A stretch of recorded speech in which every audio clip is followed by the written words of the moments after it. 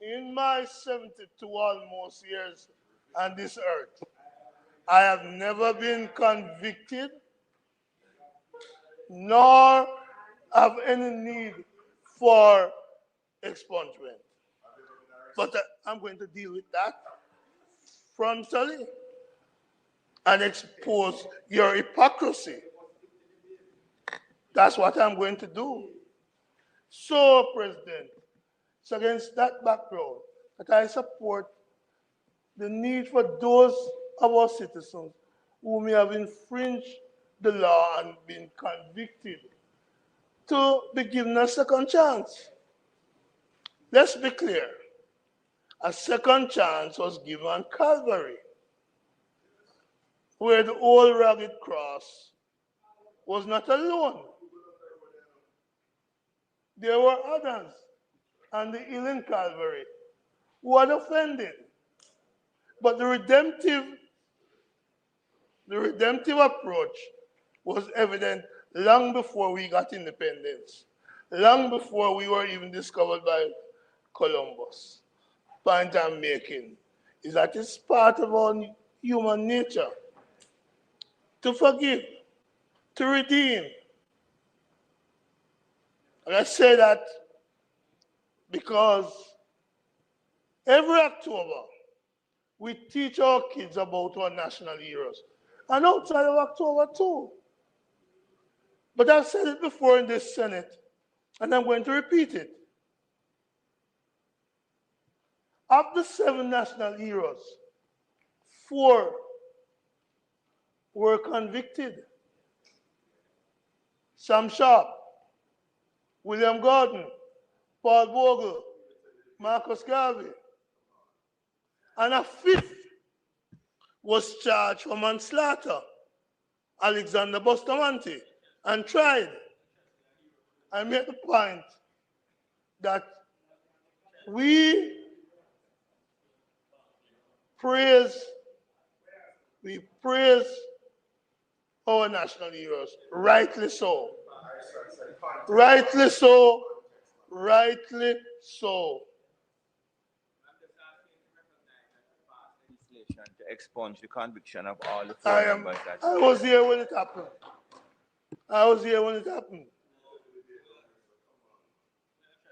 Point I'm making is that it is natural for us as Jamaicans to be forgiving and to recognize that that is the reality we face as a nation.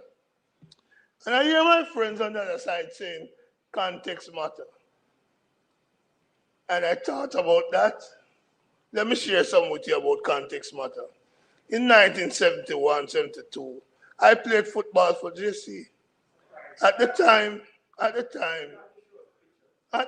we have the pictures, but at the time, President, Ukras Kill described the fearless defender that I was. The term he used for me was chopper. That is in 72. If today I'm called a chopper, it's a different context. So I recognize the conviction of our heroes took place in a different context, but they were convicted. And as I said, 3 were executed, lost their life, paid the ultimate price. So much, Minister Dixon, that famous letter from the prison cell of George Gordon Williams must never be lost on our students. With the letter to his wife from the prison cell. And I made that point because one of the songs that I grew up, and you grew up, President, enjoying was a song which was entitled simply by 4 digits, 5446. That's my number. That's toots and the meters. In 2014,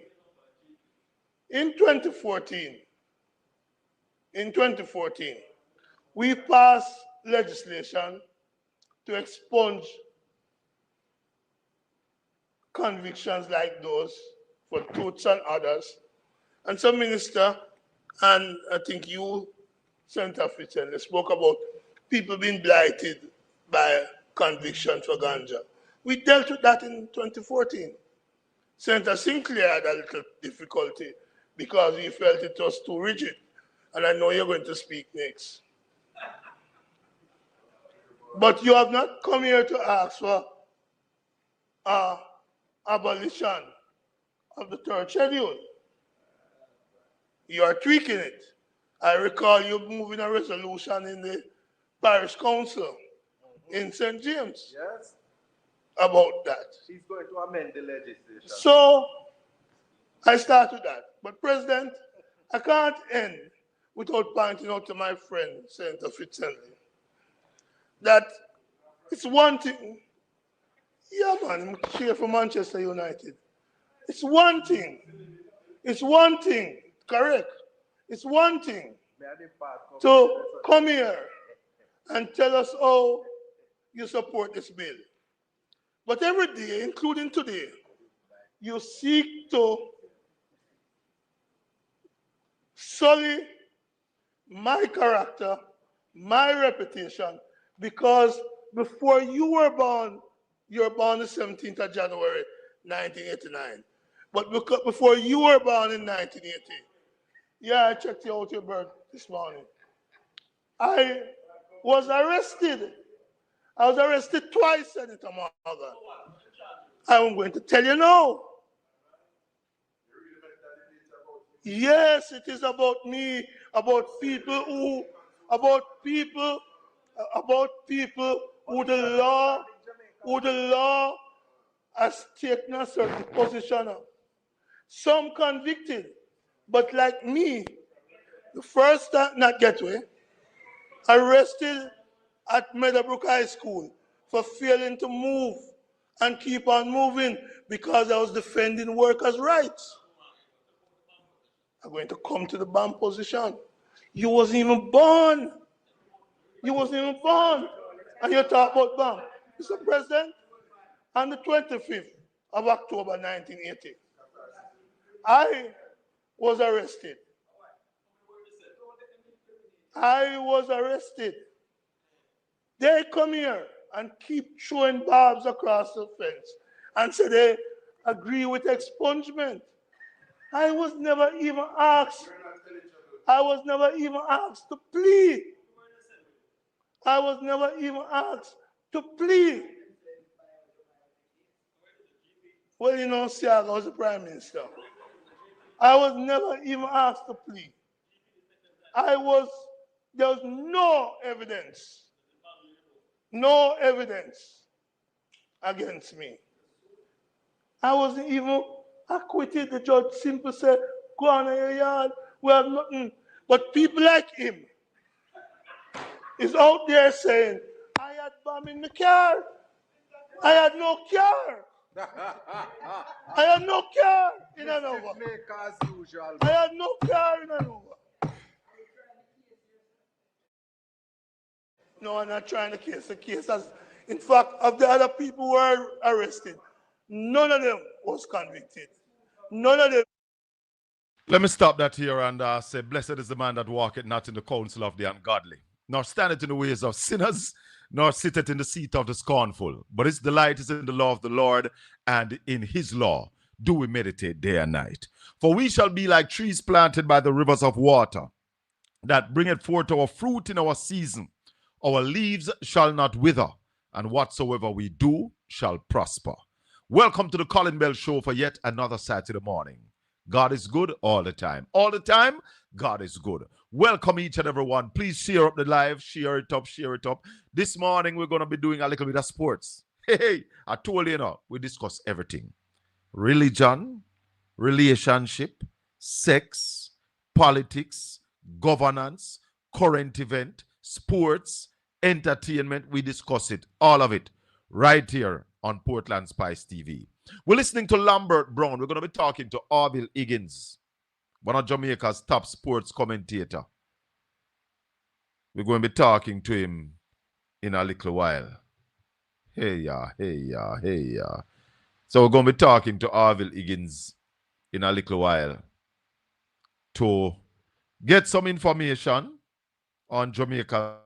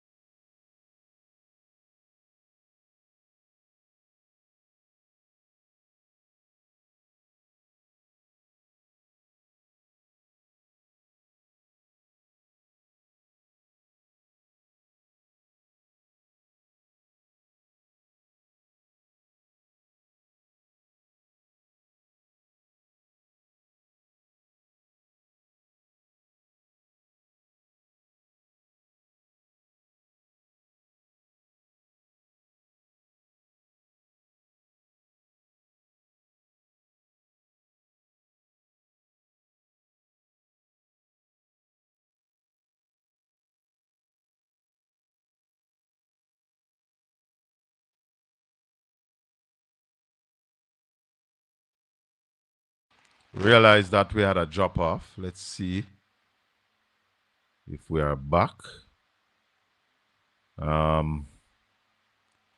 Should I restart the live? Greetings, greetings.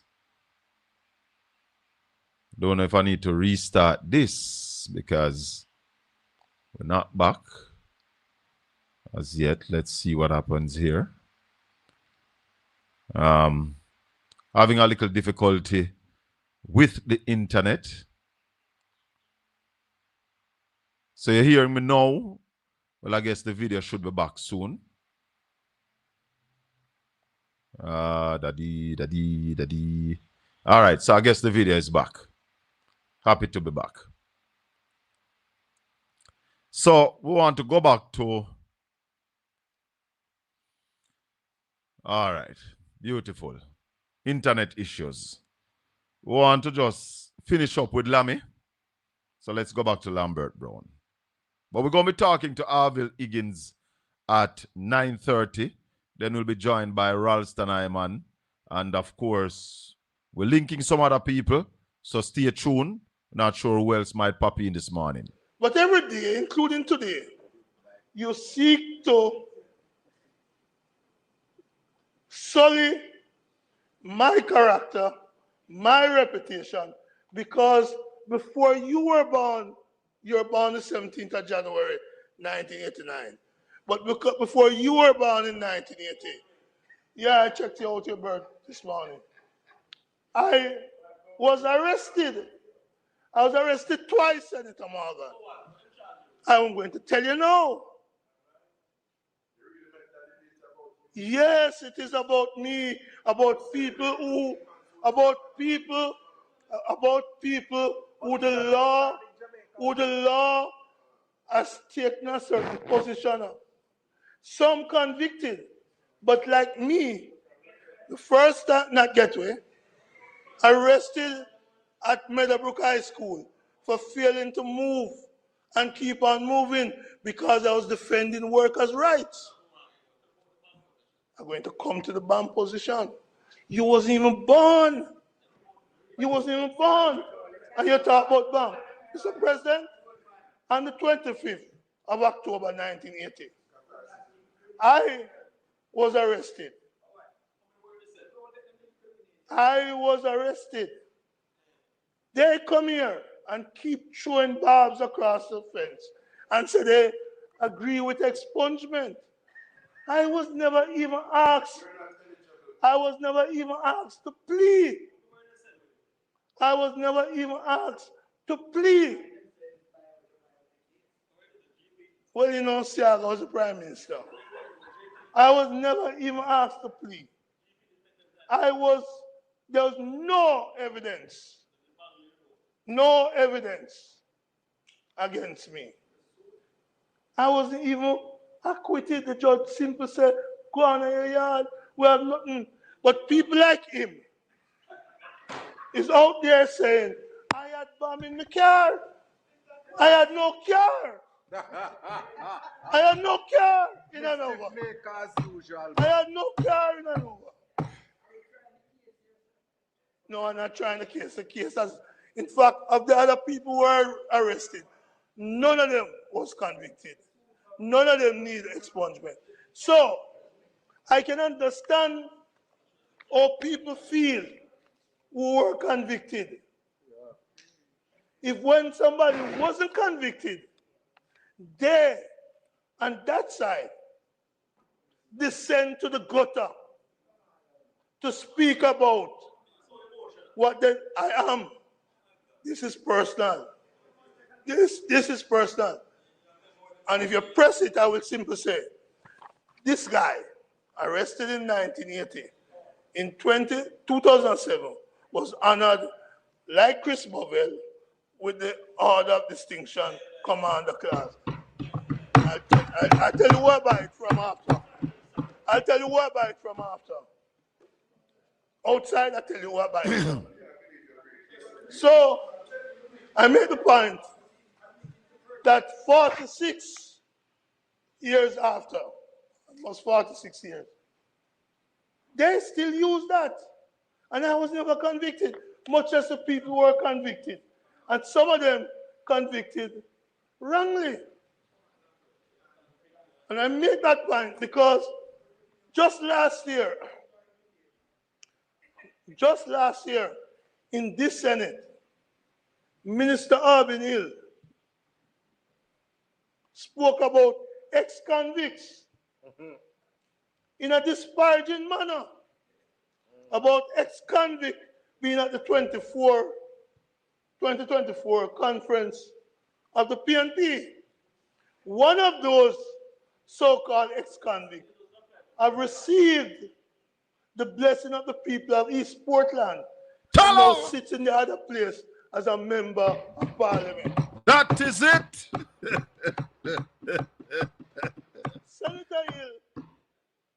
Senator Hill, and I wonder why my friend isn't here today.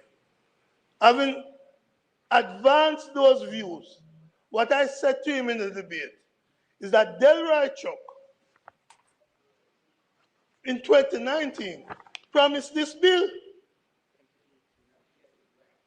And therefore, Hill,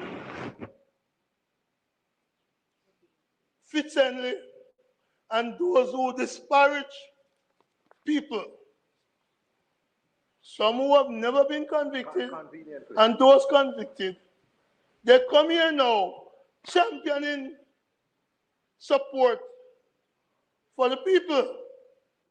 They come here championing support for the people. When in truth and in fact, their position represents that of hypocrites. I can proudly say, I am not sorry for my past. I will leave the Senate at some point, but I will do so holding my head. Thank you, Senator Brown. I'm not finished. I'm just saying that we appreciate that. Holding my head, knowing that people like you all, find it easier to reside in the gutter. I will take the high road. May it please you, Mr. President. That is the Senator Lambert Brown. Now, my people, call all I Leverite blogger them to the front of the line this morning because me have the whip and I am ready to beat some of them. Yeah? With some rubbish that they put out after the PNP press conference. Let's go to the first clip from the PNP press conference. My name is Akinski Robinson. I'm from TVJ News. My question is for the opposition leader. Mr. Golding, the medical company owned by the party's chairman for Region 3 and MP for East Central St. Andrew, Dennis Gordon, has been linked to benefiting from the unlawful tax cuts at the University Hospital. Now, in light of your tough stance against corruption, how are you treating with this matter? At this point, the only formal investigative report we have is the Auditor General's report. And that report does not name any specific company as being involved in anything. It points out that certain companies appear to have received certain benefits and raises real concerns about that. And when those matters are formally investigated, the chips will have to fall where they lie. But at this juncture, I'm not prepared to talk about any specific company because none has been named in any official report. And all you're going on is things that have been said by certain media houses. And I don't want to engage in that. See him there? Show him. Show him face. My name is So- Akinski Robinson. I'm No. So, the Auditor General made a investigation into the University Hospital of the West Indies.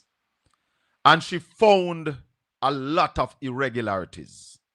In fact, she said 4 companies, 4, use the university, what you call it, tax exemption or duty concession. That is the word I want. Duty concession. Use the university duty concession to bring in stuff. And nationwide are run with Dennis Gordon name. How did you get that name? So what happened to the other 3 companies nationwide? That big head brother there. Maybe for me anyway, they're on the same size. I don't know. We need to look and see which one our head bigger. But that big head brother there, I can't call anybody big head. Cause my head big. Yeah? And people call me big head. So that big head brother there, and the news team, if we don't get Dennis Gordon name as one of the company, how then we don't name the next 3 company? Then obviously, the next 3 company connected to the government. Nationwide, come out. Dras Davis and Big Head Man, come out and tell me because we don't have the information. Since we don't have information on Dennis Gordon, I don't know can investigate so. What is the name of the other 3 companies? Is one of them MedTech? Is one of the other company MedTech?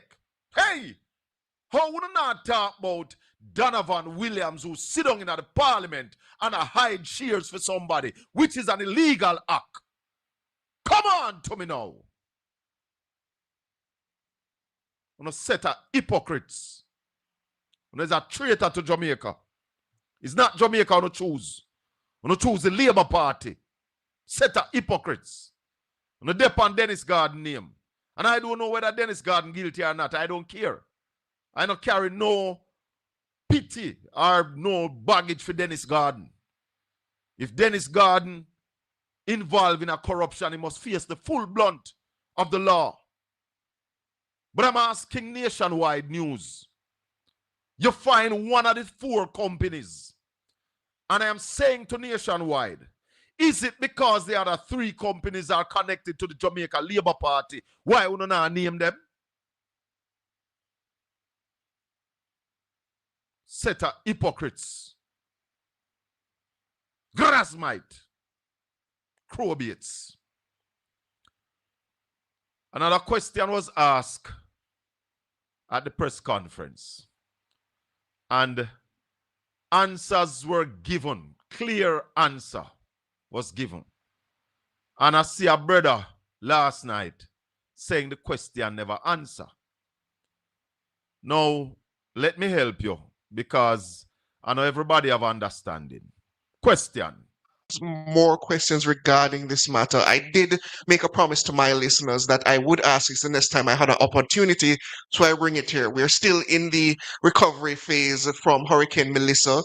The People's National Party has courted donations from individuals on behalf of that effort. Is it the intention of the opposition to make available to the public what has been collected in terms of the quantum and what that sum has been used for in the spirit of accountability? Well, the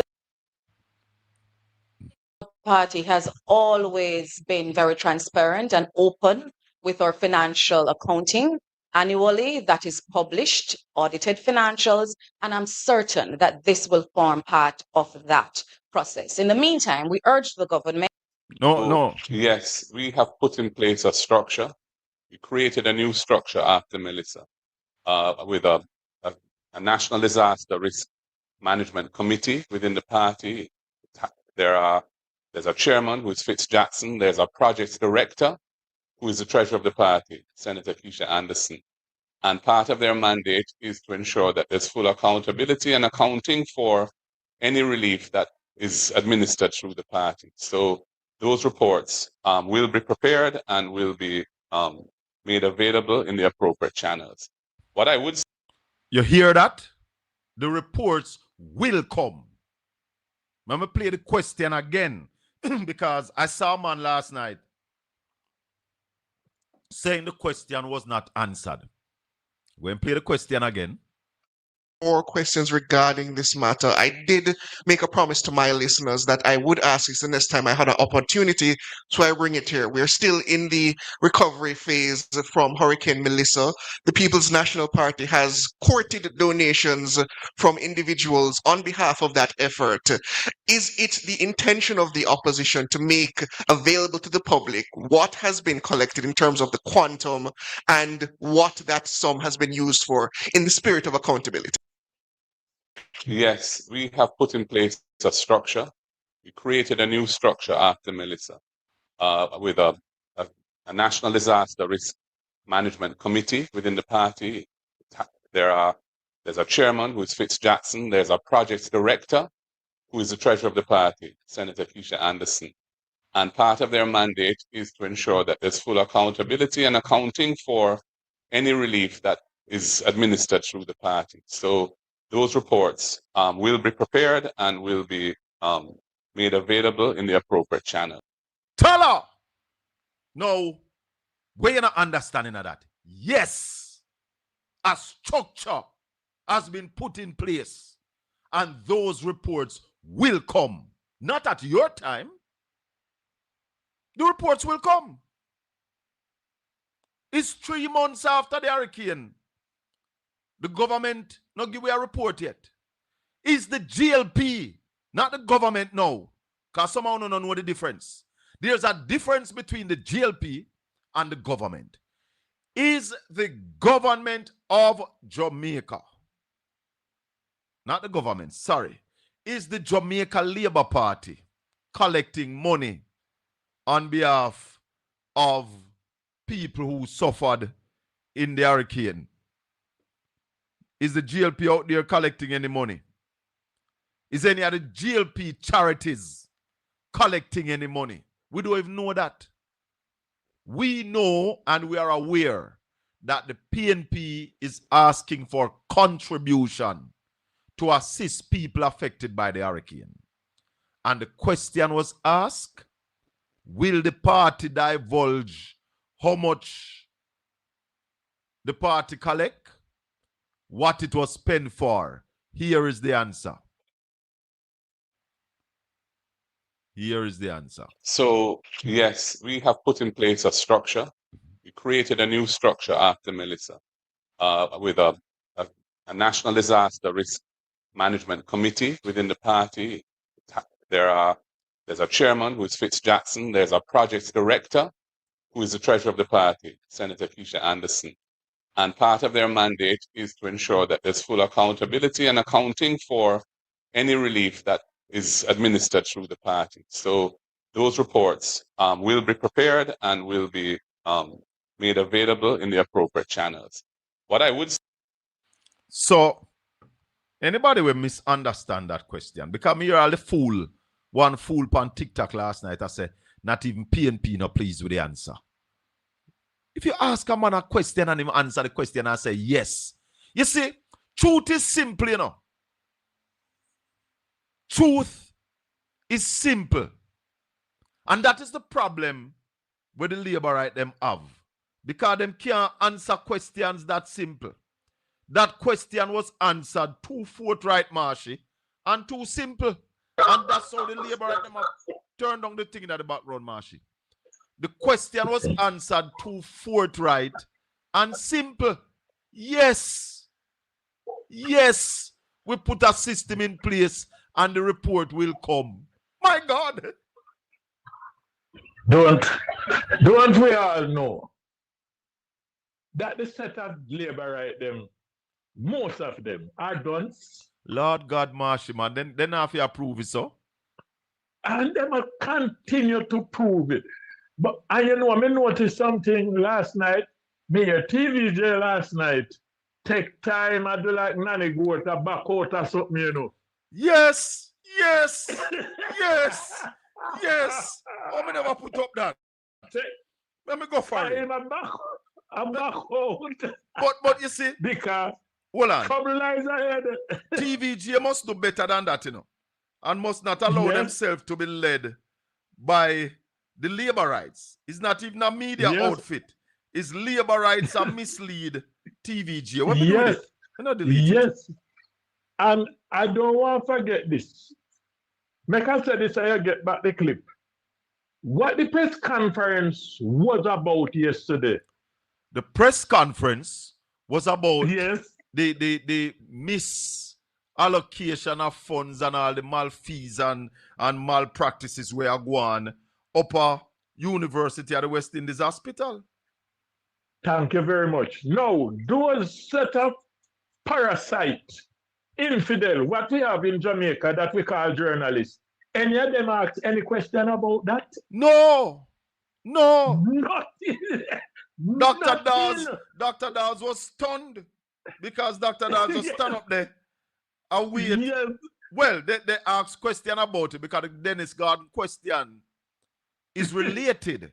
But how the backside nationwide is able to find Dennis Garden name is 4 company the Auditor General say, you know. Yes. And them able to find one. So what happened to the rest? The rest last. Because them have named, all right, some names in our parliament. All right. Marshy? Marshy, oi. Marshy? Yes? Go ahead. Yeah. Yes. Then couldn't find Dwayne Smith name. Then couldn't find Donovan Williams name. Then couldn't find names like Green and Desmond McKenzie. So there are many names that they could find. Why they only find Dennis Garden name nationwide? And for the people them who asking about the fund that collected, they ask the government any question about their funding. You know, one of the questions, Marshy, I want to ask, and on a regular basis, I put up this little thing here. Make I find it. Because I want to tell you something. I had called Marlon Morgan.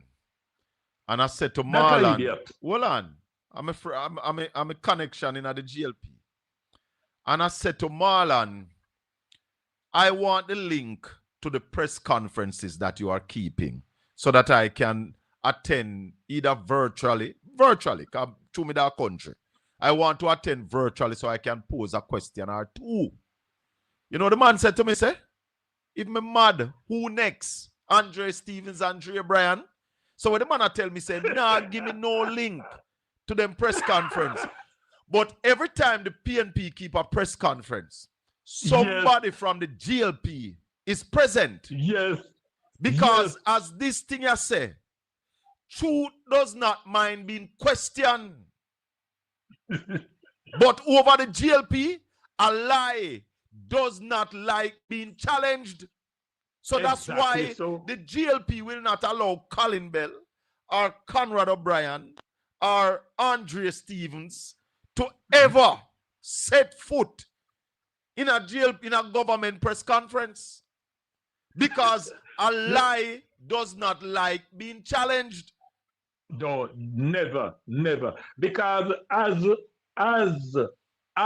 Wildman said to a member of the GLP, they are strangers to the truth. Tala. Aye. Yes, Marshy boy, they are strangers to the truth. And What? before the elections, and he said the media in Jamaica has been bought out by the Jamaica Labour Party. Mark Golden, you never tell a lie. Them use You taxpayers' money. never tell a lie. They use taxpayers' money. They use taxpayer money. And control the media. Control. Yes.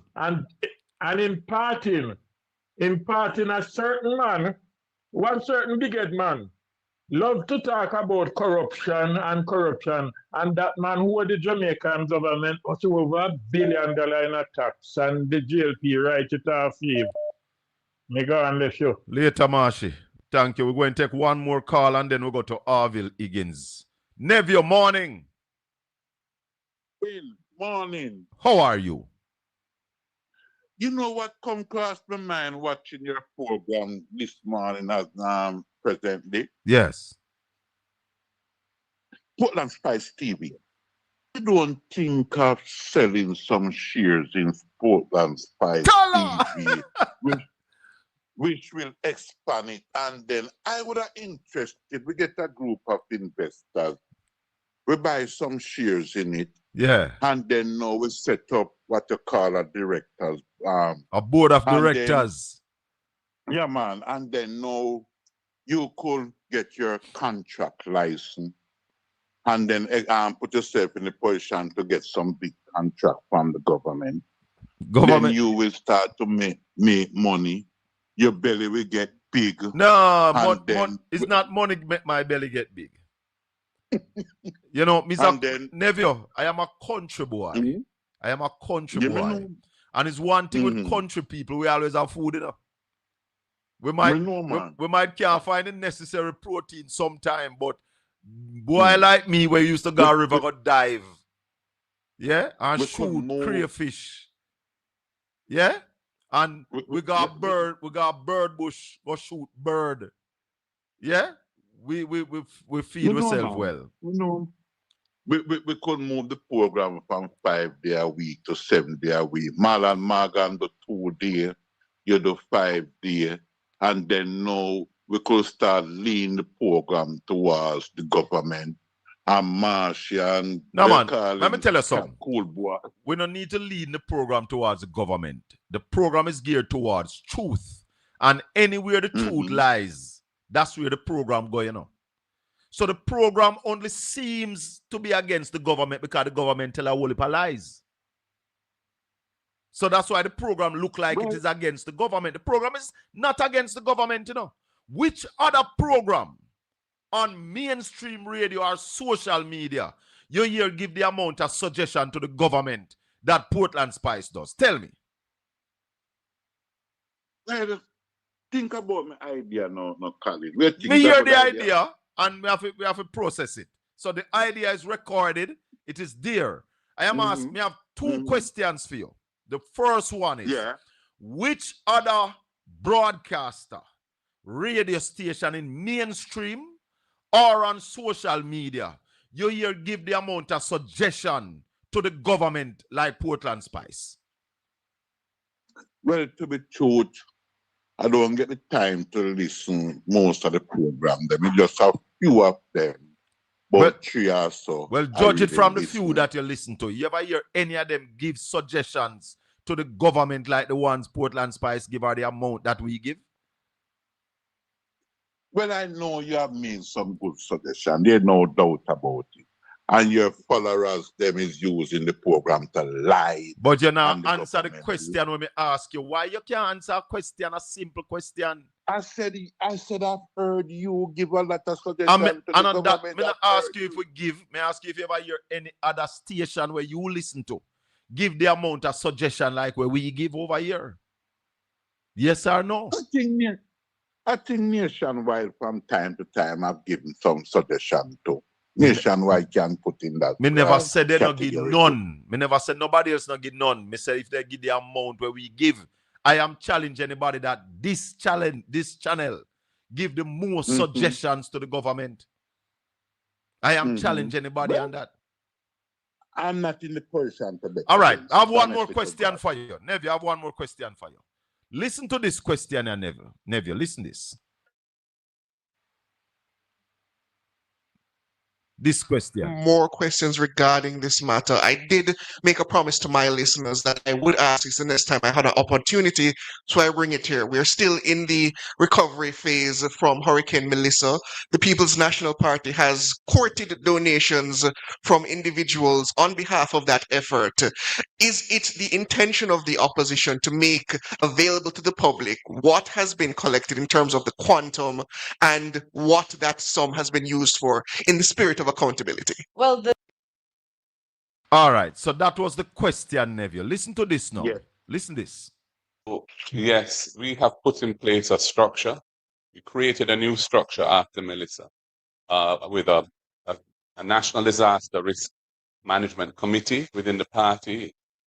There's a chairman who is Fitz Jackson. There's a projects director who is the treasurer of the party, Senator Keisha Anderson.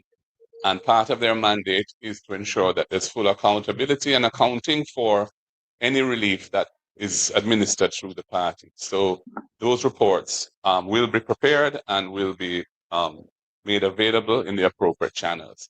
What I would say, Was Yes, that yes. an appropriate answer to the question that was asked?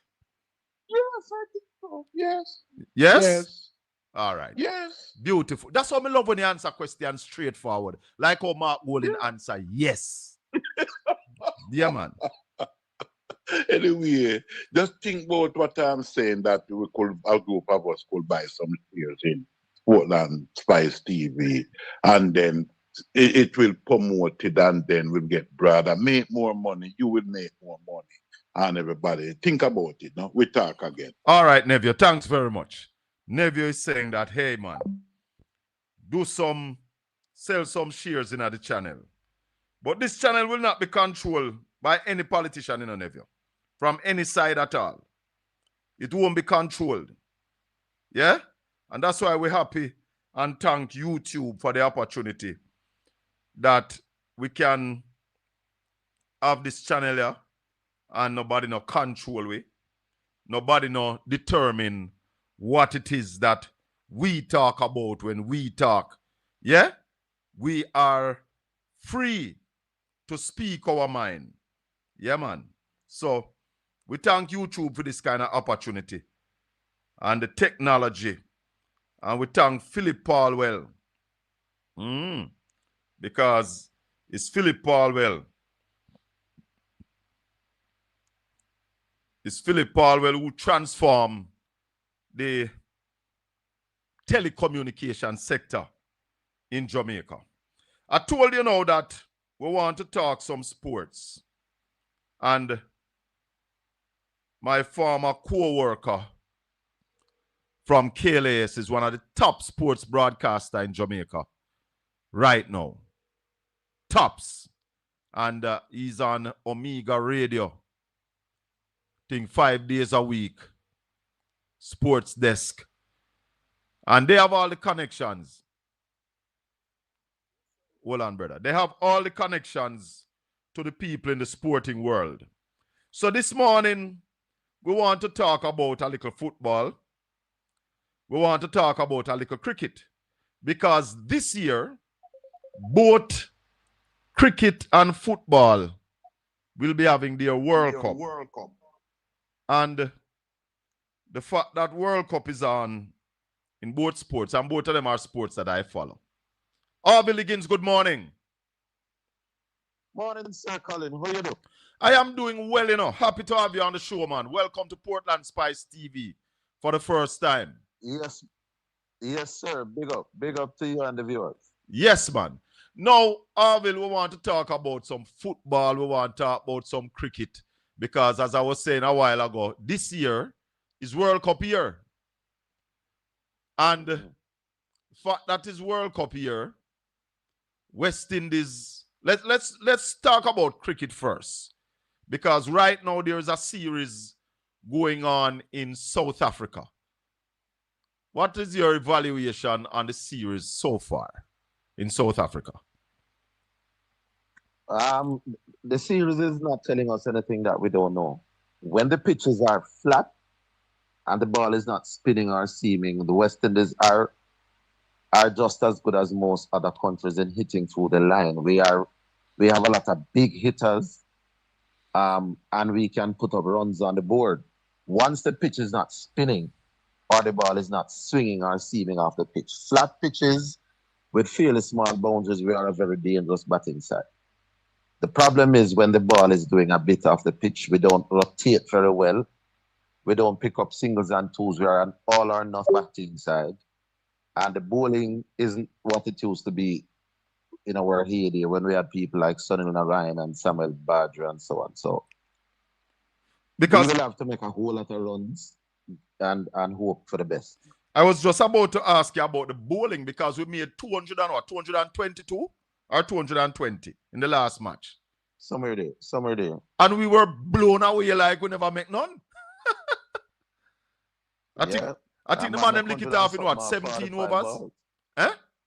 Yeah, 17 and a half overs, I think, with Quinton de Kock getting 100 and nothing, little bit of ball. So the bowling is not what it used to be in our heyday between 2010 and 2016. Why we don't have the two Joseph down there? They're not going to the World Cup? Alzari and Alzari is not fit. So he is injured, so he couldn't be selected. Right. And Shamar they feel that he doesn't yet have what it takes to be the ideal T20 bowler. But he will play in the World Cup at some point for sure. But if he's going to the World Cup, Arville, wouldn't it make sense to have him get as much more experience because he's relatively inexperienced, would you say? Yeah, well, the third T20 starts in a few hours from now. I suspect now that we have lost the series, we'll see some other guys getting in who didn't play the first two. So I suspect Shamar could take the field today. My gosh. What is the squad going to the World Cup? You want the 15? You have the 15 there? No, I didn't have it. But tell me who you want to know if it's there and I'll tell you. We have two Jamaicans there, King and Powell, right? Yeah, both of them are there, yeah.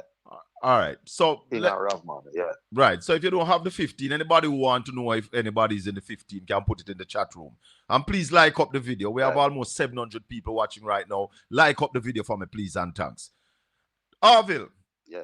When they took away the captaincy from Rodman Powell, what are your views on that decision? I was upset, let me tell you straight up.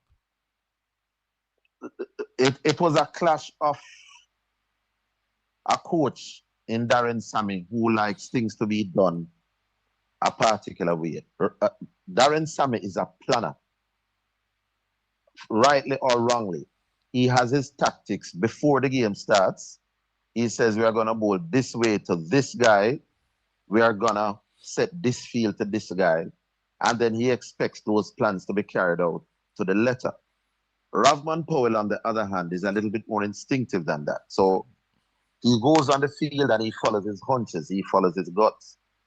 And then, plans can deviate. So that's one of the issues. The two of them had an ideological difference, one would think. So, and I don't think that Ravman would always get the 11 he wanted. So is Sammy captaining the side and also managing the side then? Well, he's the coach, and quite often it is the coach who determines tactical plans, but you still have to give the captain on the field some leeway. That's the point I'm making.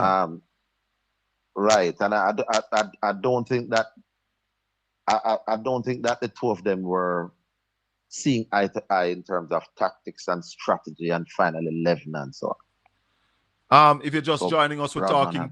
If you're just joining, we're talking to Arville Higgins, top sports broadcaster in Jamaica, and of course, analysts and radio hosts, television hosts, when it comes to sports, they might have all the connections. So, with Rodman out, the record didn't count for anything, Arville? Yeah, well, in fairness, at the time when he lost the captaincy, his win-loss ratio for his previous, say, 8-9 game, it wasn't all that great. But overall, he had a great record. So because when he and Sammy couldn't see eye to eye in terms of team selection and strategies and tactics, when you as a captain, you are deciding to have it your way. Yes. Then you've got to be winning regularly. And the truth is that the win-loss column, he'd taken a little dip 8 or 10 games before he was asked to give up the captaincy. But overall, great record. And I still think it was a mistake. Ravman should still be the captain of the team. But I don't think Shea Hope is a great captain. Sammy, as the coach, is not in a better position, is he? No, well, it depends on how you look at it, because coaches, by their very nature, are there to do exactly that, to plan strategies, decide final 11s. But captains are also, should be given some kind of liberty to help determine these kind of things as well. So it comes down to balance. And especially when you're on the field, Arville, you're on the field, something not working. The captain must be allowed to change strategy somewhere if it's not working. Because it's not a robot business, a mechanic business that you're bowling short outside the half stump. That's the coach's plan. And you go out there and you bowl short outside the half stump and the man, they must take you to the boundary every time. You must be able to change. Yeah, but I don't know if the cases are always as extreme as that. I mean, if a man is bowling bad and being taken apart, fine. But for example, let's say the plan is we're not going to bowl any left-arm spinners to a left-hander, for example. Yes. Because there's a thing that has suddenly crept into cricket called matchups. Yes. I don't know where you will have your good left-arm spinner, but you're not going to bowl him to a left-hander because you feel that he's easily taken to the leg side, for example. Let's say there's a shorter boundary on the leg side. Yeah. So the plan is we're going to bowl off spinners to left-hander in the team. The left-hander walks to the crease, and the captain made us have a hunch that I'm gonna bowl a one over spinner to the left-hander. Although that wasn't the plan. Even a one over. Even a one over. Maybe his left-arm spinner has just bowled 1 or 2 good overs, and he doesn't want to take him off. Right. Kind of thing. You know what I mean? Yes.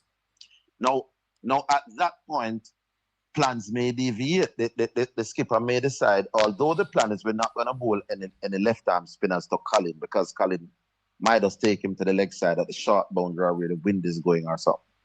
My left-arm spinners bowl 2 overs, 1 for 10. Yeah. Left-hander steps, although the plan is we're not going to bowl left-arm spin to left-arm back. The captain made us say, no, my left-arm spinner is feeling good. He's in good rhythm. I might just keep him on. Yeah. And the coach may not like that. It's that kind of thing. That kind of thing. Or we're going to give this man 2 overs at the top and bring him back at the death. After 2 overs, the skipper might just feel, you know what, I'm keeping him on in the hope of getting another wicket. So it all comes down to that chemistry between coach and captain. Sometimes they get it right. And it's not just a problem with the West Indies, mind you.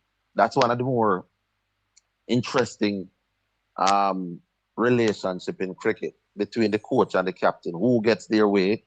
Who is the captain allowed to be as flexible as he can? It can be a little bit tricky, Colin, especially when the team is not doing particularly well. I told my listeners and viewers that you have all the links and the connections in sports. I see him right now as the best batsman in the West Indies, Nicholas Pooran. Retire at age what? 20, 30 little bit? Yeah, around about 30, somewhere there. Why did Pooran retire, Arville? All right, my understanding is that there was a series, I think it was a series in the West Indies, wherever they were. Don't quote me on that. Mm. But Nicholas Pooran had a final in the USA, some franchise final. Yes, big money. The franchise final would be played something like 5 days before the West Indies game. And the West Indies were holding a camp prior to taking on whichever opponent they were going to take on. My understanding is that Pooran asked to be absent from the camp to play this final in the USA. Yeah. And that permission was not granted. So him decided to retire. That was the straw that broke the camel's back. The truth doing my boss. It's straight economics. Sir. To play for West Indies, to be traveling here and doing camps and all of that is hard work to these cricketers. Yeah. Franchise cricket is easy money. And big money. And bigger money. And big money. And therefore, a lot of them feel, why go through the hassle of coming back to the West Indies, putting up with things that they don't have to put up with, whether rightly or wrongly, because sometimes I think that what is required of them in the West Indies is not that difficult. Mm-hmm. But it's a case of, if I'm getting $10 in one environment where I can do as I want and be happy, and you're asking me to leave that environment to come play for $2, at some point we're going to have a problem. Orville, this takes me to commitment of the cricketers in the West Indies. And is West Indies cricket still viable based on the lack of commitment? Because we also saw Sunat Narayan not playing for the West Indies. I have no interest in playing for the West Indies. However, when Trinidad plays, he plays for Trinidad. Is there a lack of commitment because West Indies is not really country, so my heart is not there? Speak to us about that. It's economics, Colin. It's straight economics. What you're doing, and I know you're a man who wears many hats. Yes. But you do it at the end, the bottom line, you want to get paid for what you do. And you wanna maximize giving your service to persons who will pay you the most for it. That's what we all do. That's what fishermen do. That's what doctors do. That's what lawyers do. Yeah. We are at a point in time in cricket when franchise cricket pays far more than international cricket. So you don't. And cricketer's life, the life of a cricketer, relatively short. By the time them late 30s, they can't play anymore. I can't blame the players who decide that, listen, I am going to maximize my earnings as much as I can for the days when I won't be able to play cricket anymore. Now, you and I, as spectators and as lovers of West Indies cricket, we would wish that wasn't so. We would wish that they would give up big money to always be available for the West Indies. But the truth is, Colin, like every other worker, cricket is not just a game, cricket is their job. Yeah, man, it's now, a business. A radio broadcaster. It's a part of the culture and the creative industry, and there's big money in it, and everybody wants to make them fair share. There you go. But are you saying... I work radio and TV, as you just said. If the BBC should call me tomorrow morning, hey, tell her! and offers me 5 times what I'm getting now to be on radio, what do you think will happen? You're gonna go. But Orville, it's not that these men are earning crumbs. They are making money. And there are a lot of players who play both franchise cricket and play for their country. So I'm still coming back to if there isn't a commitment issue, because West Indies itself is not a country. And I go back to Sunat Narayan. Let me just say Narayan. I go back to Narayan. Narayan stopped playing for West Indies long time. But once Trinidad is playing, he puts on the Trinidadian colors. Isn't there a commitment issue? Committed, though? Huh? Why should they be committed any more than any other professional? But I know teachers. I'm a teacher by training. There's a lot of teachers that went to teachers college with me. Where are they working now? In the US. The USA, Canada, England. They are not committed to Jamaica. They are committed to earning the best they can for themselves and their families. It's just part of what professionals do. So, all right, let me ask the question. So I'm not blaming the cricketer in any way. Yeah. You think the West Indies team is still viable, Orville, or Jamaica should go it alone? Well, if the West Indies can't be a formidable force when it is the best of the Caribbean coming together, What chance will Jamaica have going alone? I'm asking you as the If the sportsman. You are the expert no, on no, no, I this. don't. No, I don't think that's the answer at all. You don't think Jamaica should go, but for the Olympics, Arville, isn't Jamaica going to try to qualify for the Olympics as a country? Because the West Indies can't Yes, go Olympics. because Jamaica's track and field is at a different place No from man, not Jamaica's track and cricket. field, Maybe for the last cricket. Hold on, remember cricket is gonna be in the next Olympics, you know. Yeah, man, limited overs cricket. Yeah, Right. So I'm not asking test you, cricket for isn't it sure. that Jamaica is going to try and qualify as Jamaica, not because West Indies can't go to the Olympics? Yes, so that experiment, the Olympics, is trying to popularize cricket. So yeah, we've seen that. We've seen individual countries going to the Commonwealth Games before as well. So Yeah. in that regard, fine. We put together a T20 team, and we but in terms of an international unit playing Test cricket and ODIs, Mhm. I don't think we'll see Jamaica going it alone in either of those formats at a time soon, Or any of the other West Indian islands. or any of the other West Indian islands. Give us your views now on the World Cup. T20 World Cup starting in a couple of days. India and Sri Lanka, that's where the matches will be held. We won the 2020 when it was played in Sri Lanka, and we won it here in India as well, right? Yeah.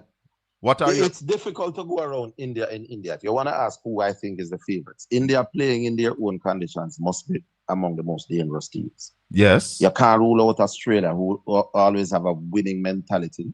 Mm-hmm. You can't rule out England, packed with power hitters, Mm-hmm. and packed with bowlers who can do well. I'm not ruling out the West Indies either.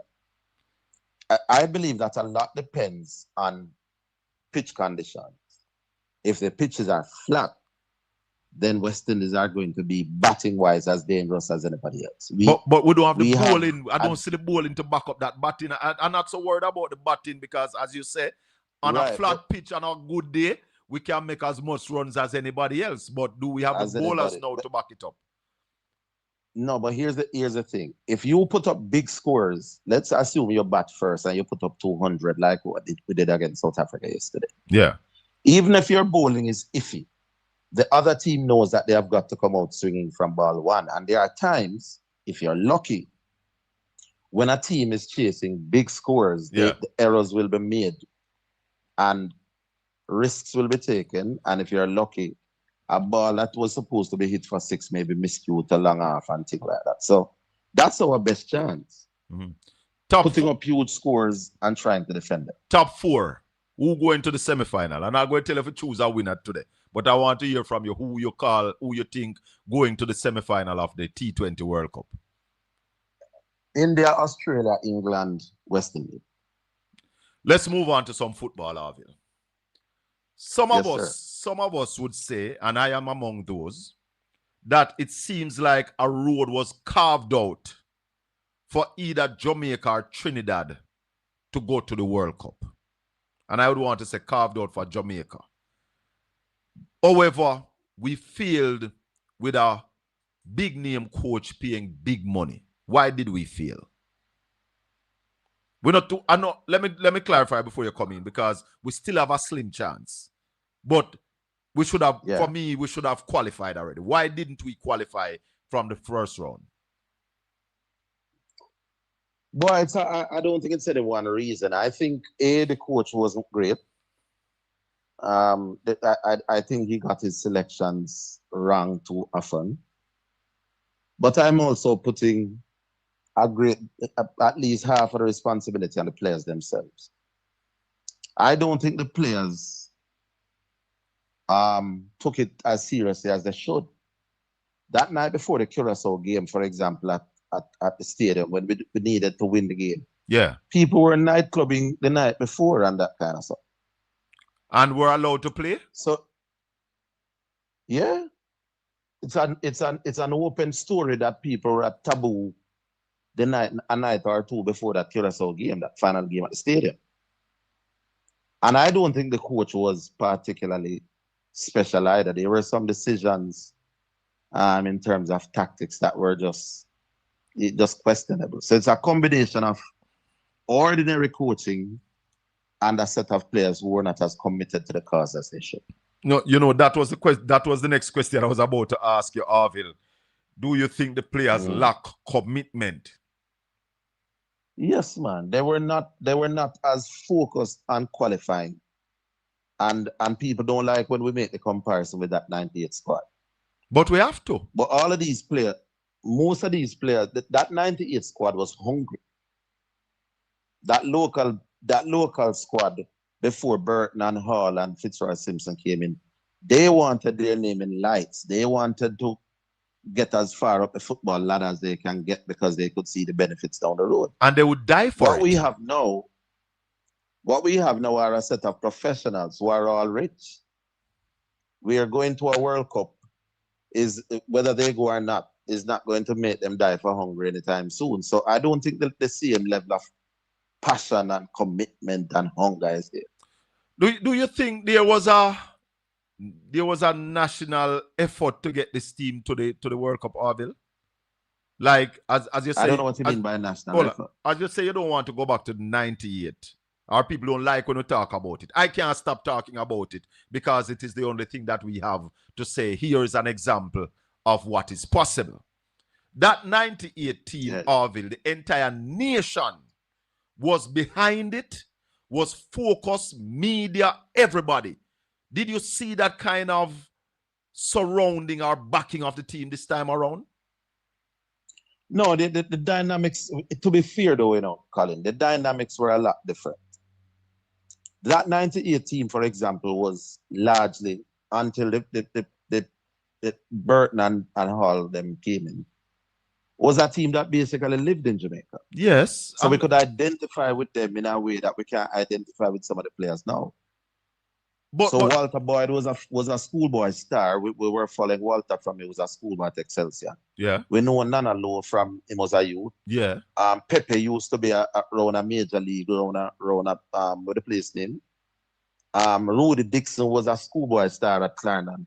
So the nation was much more emotionally attached to that team than they are now. Because the dynamics were different. They were all living here. They trained together, lived together. They would play 30, 40 games a year. And people would be following. When Simons didn't get them internationals, they would go around and play the parishes. So people were seeing them in their face in a way that we were not seeing a lot of these overseas pros that are playing now. So it's a little different in terms of the dynamics and a little different in terms of the times as well. But Arville, even media-wise, because when the team even go abroad, you have to search to find commentary of the match. Why was that so? Like everything else, Colin, when it is happening for the first time, it's a novelty. But Arville, so qualifying for the World Cup in '98 was a novelty. Costa Rica have gone to the World Cup. It was a bigger story. Costa Rica have gone to the World Cup more than us. The US have gone to the World Cup a number of times.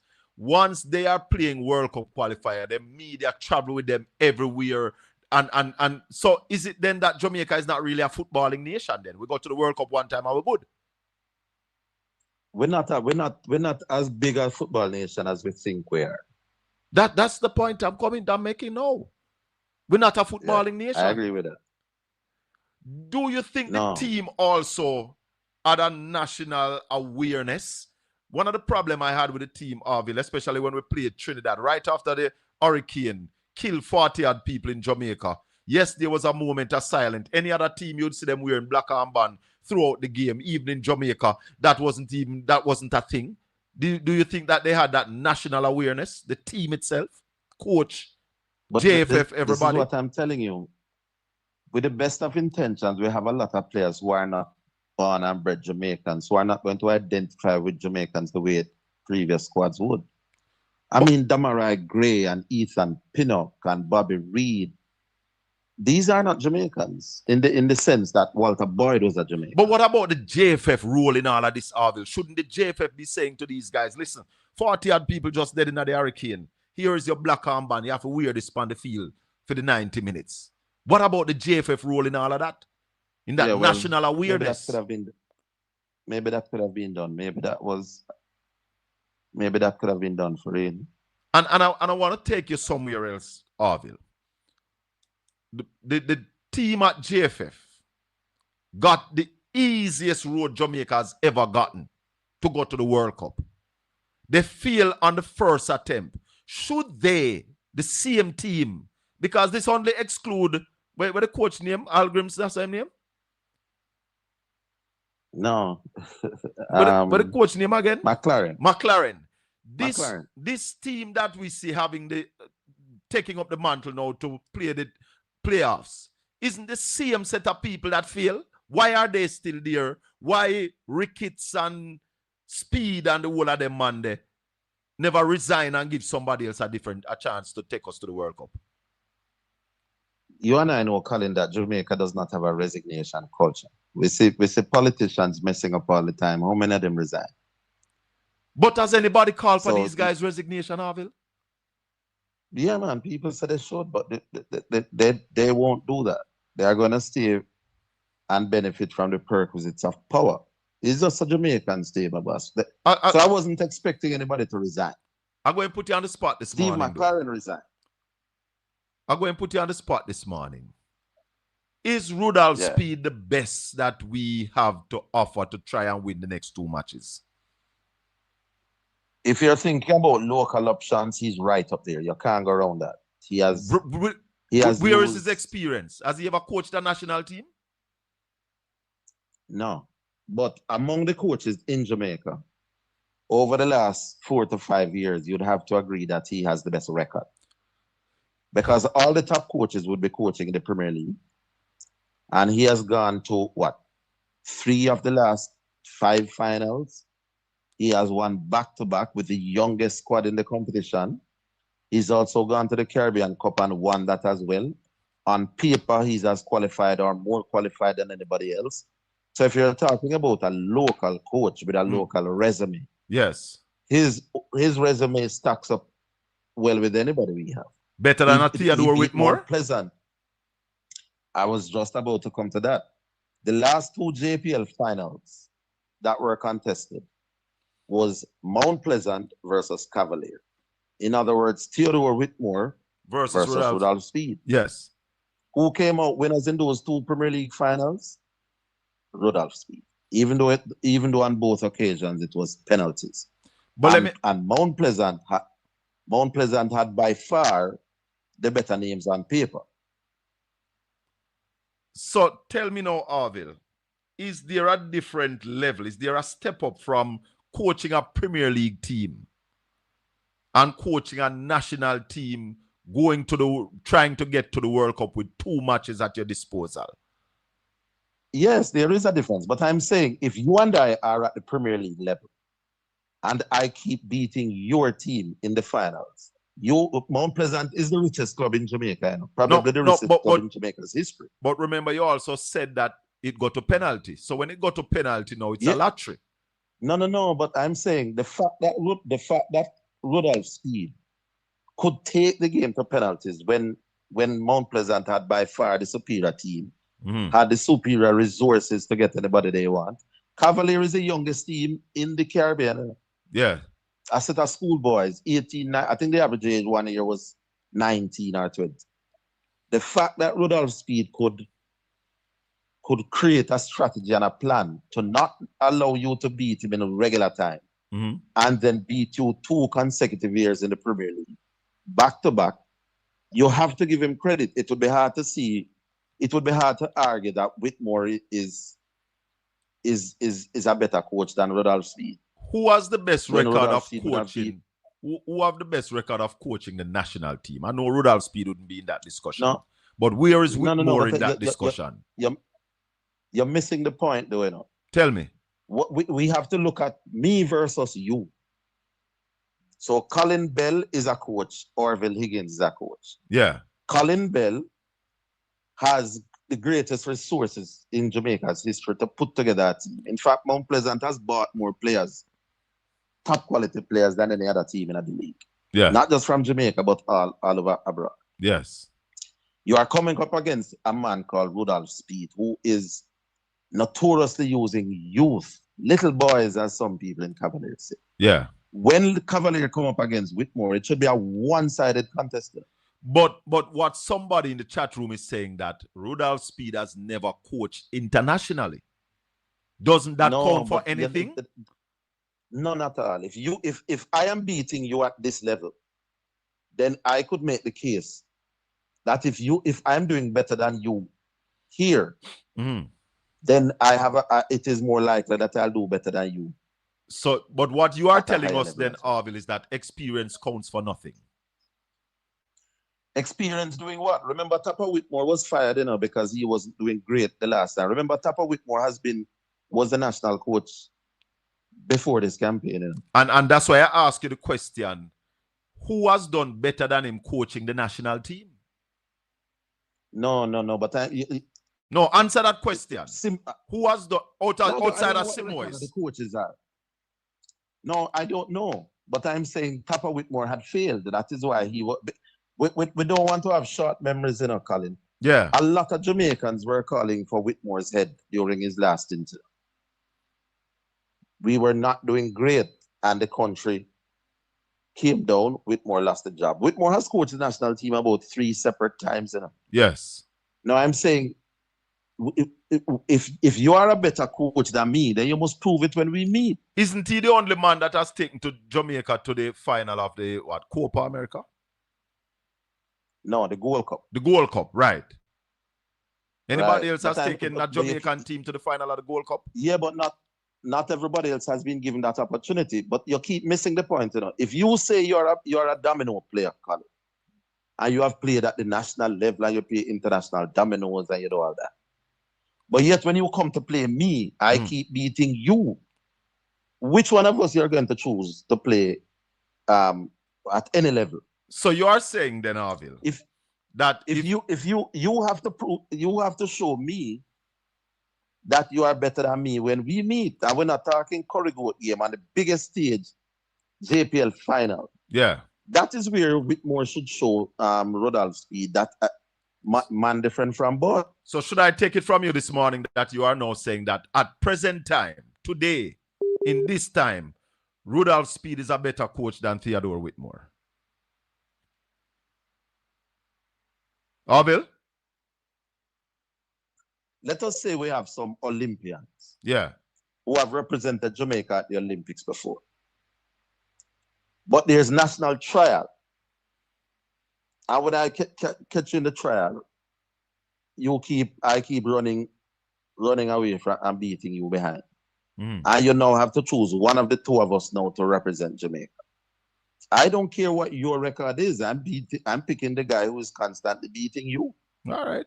So I'm going to give him that opportunity. All right. So let's. So you believe that you are in agreement that Rudolph Speed is the best we have locally right now to coach the team? I'm saying that his record, as a local coach, stacks up well with anybody's record in the last 3-4 years. That's just a fact. And he's back-to-back Premier League champion. He was a defending Caribbean champion. How are you going to go around that? Let me tell you how I would go around that. He was a part of this team that failed in the first try. He was a technical director, wasn't he? Wasn't he the technical director? He was head of the technical committee for which JFF, is not quite the same thing. But what he will tell you is that he picked a coach that coached England. Steve McLaren at one point had the England job and was part of the Manchester United setup. Now, Speed will tell you, I couldn't have known that such a high-profile coach with a high-profile name would make such a mess of an easy group. But even if you want to knock Speed as, let's say, as a selector, so he selected the coach wrong, and you can't give him a lot of flack for that. But it is not like he went for John Brown round the corner.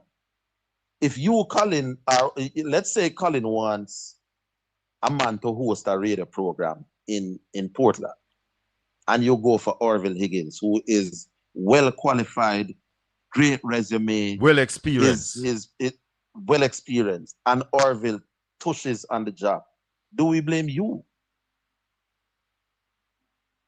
Or do you say, how would I know that Orville would fail? His track record is great.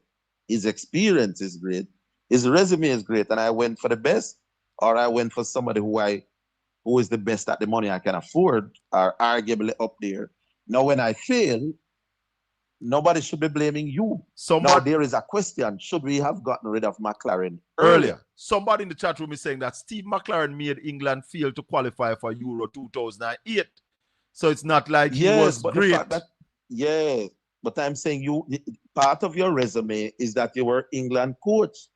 But if you never carry England go nowhere, then but let's move on to something else, Arville. Because the team went to Grenada and they played a Grenadian team, which I think we are about 70 points ahead of them in the ranking. And we barely beat them 1-0. In fact, I saw the game. I believe Grenada had more opportunities and better opportunities to score than Jamaica. What sense does it make? What's the question? Right, I come to the question. What sense does it make?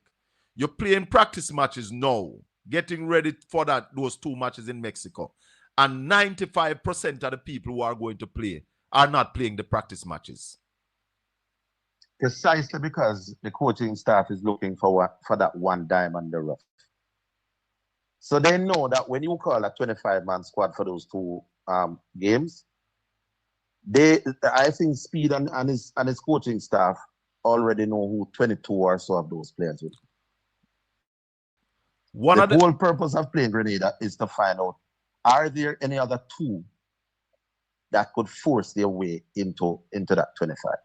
One of the problem, Arville, that I believe why we didn't qualify is a lack of what Rene Simoes taught us as chemistry in football. How will that change if these people No, man, Colin, you've got to understand.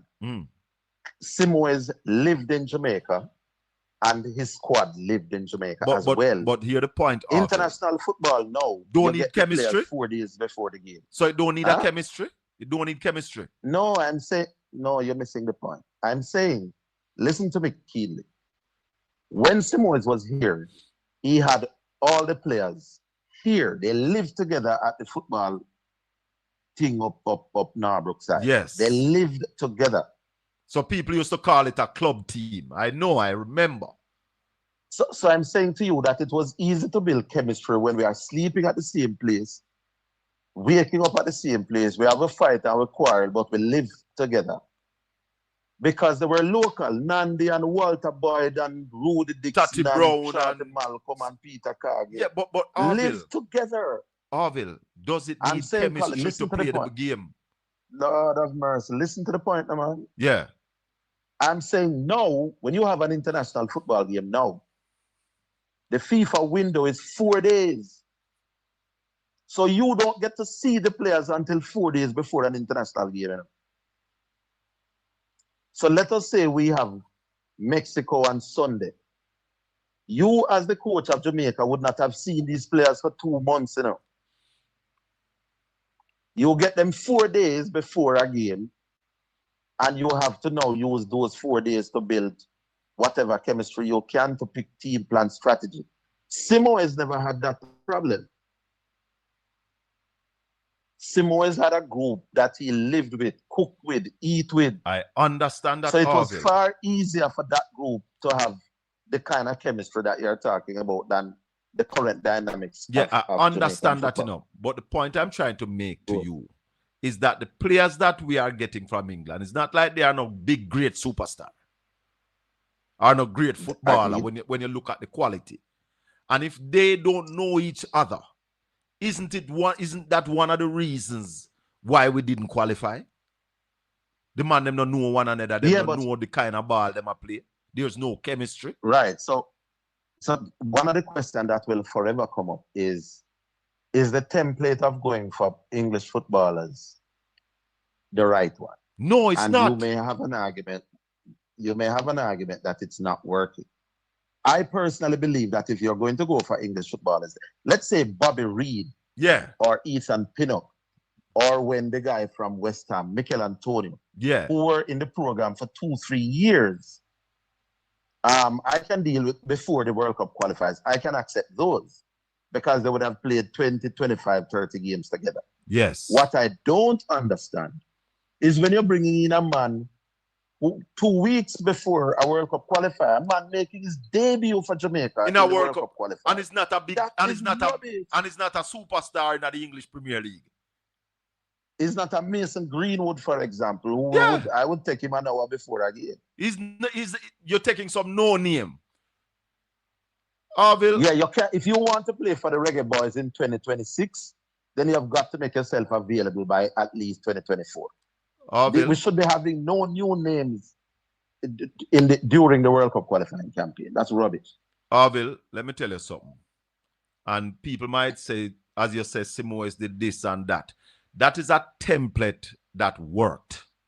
Now, if it We will means, not have that. hold Colin, on. we will not have that template again. Hold on. Just understand. We can. Is that, you know why we can't have that template again, Arville? Because we don't believe in our local players. And we are not willing Colin, to give them the chance. Colin, no, man, I can't allow you to get away with that. Yes, so when Simoes was here, yeah, our best Jamaican players were in Jamaica. Yeah. Since 98, our best players are no longer here. As a man scored 15 goals in the Premier League, he's on a contract somewhere in the world. But he would have. Let me show you a thing, Arville. When you remember when we played the United. You remember? Hold on, let me show you something. You remember when we played USA in that 98 qualifiers at the National Stadium? You remember what time the match was played? Midday. Why?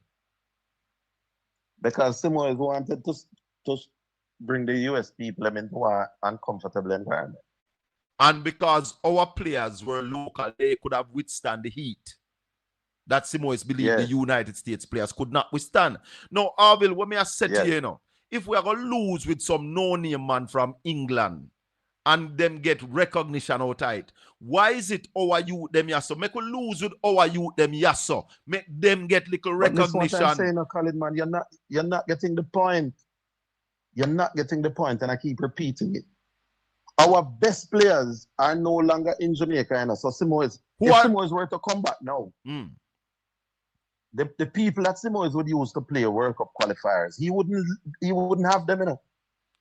Let me give you an example. Who are our Shaman best Nicholson. players that are away? Tell me them. The Jamaican, them born Jamaican who play schoolboy football. Hold on. Who play schoolboy football, who play Premier League. Tell me the ones them that are away that is on the Jamaican team now.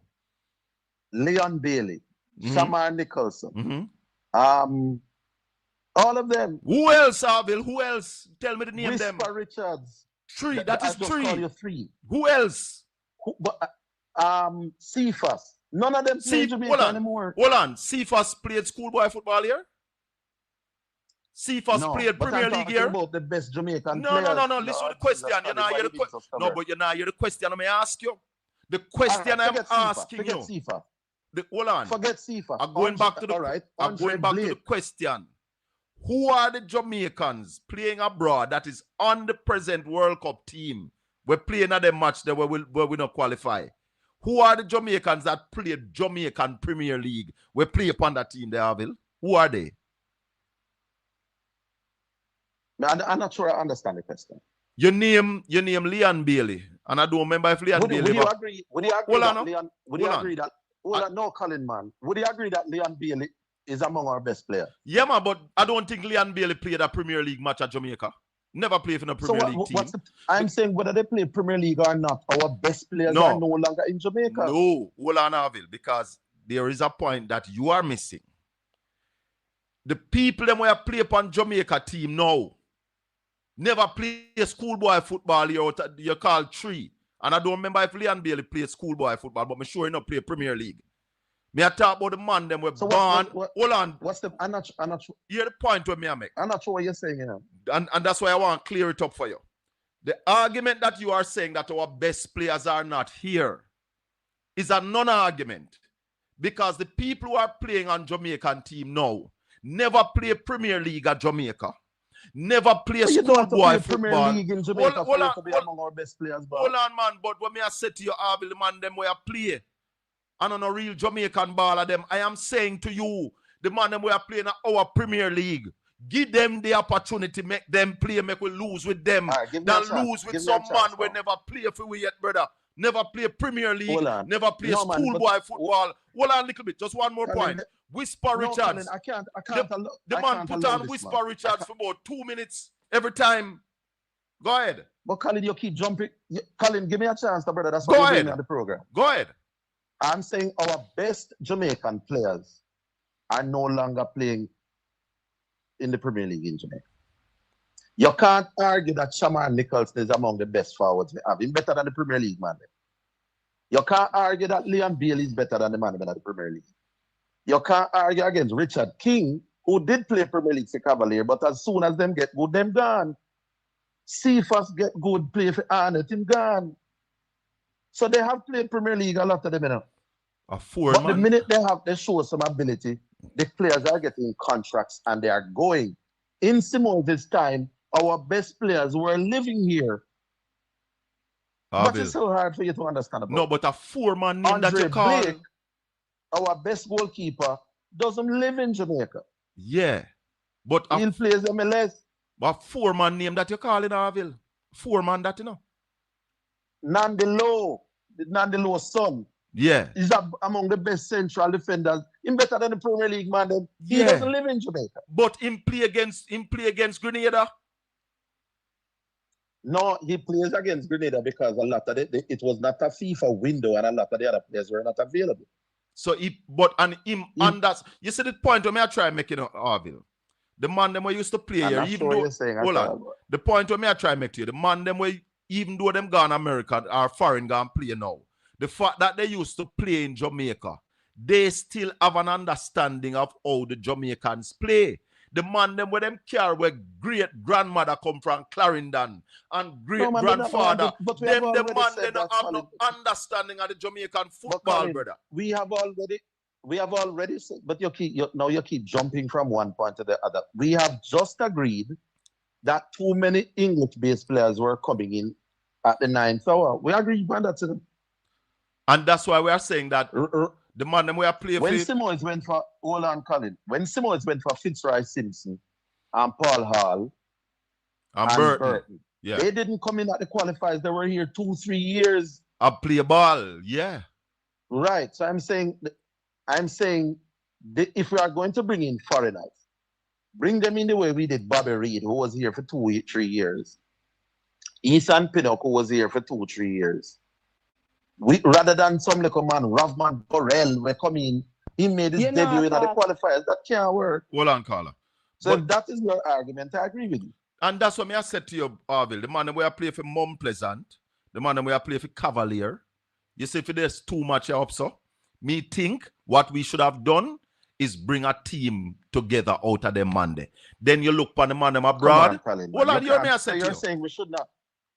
No, man, this no, let me finish. Leon Bailey no, hold on, let me finish the point. Let me finish the point. You bring a core team together of the people who are here. Then you look for the best. You need a forward, so you need the Leon Bailey. You need the Cephas. You bring in. So you would carry a JPL team to play these two qualifiers? Maybe half of it or 3/4 of it. You watch JPL, Colin? Yeah, a little bit, not much. But you know, hear my point of it. You know how I know that? Yeah. The fact that you say not much, I understand. Because if you watch JPL, you would know that these JPL players don't have the quality that you think they have. But they would be more committed. Which forward in the JPL now?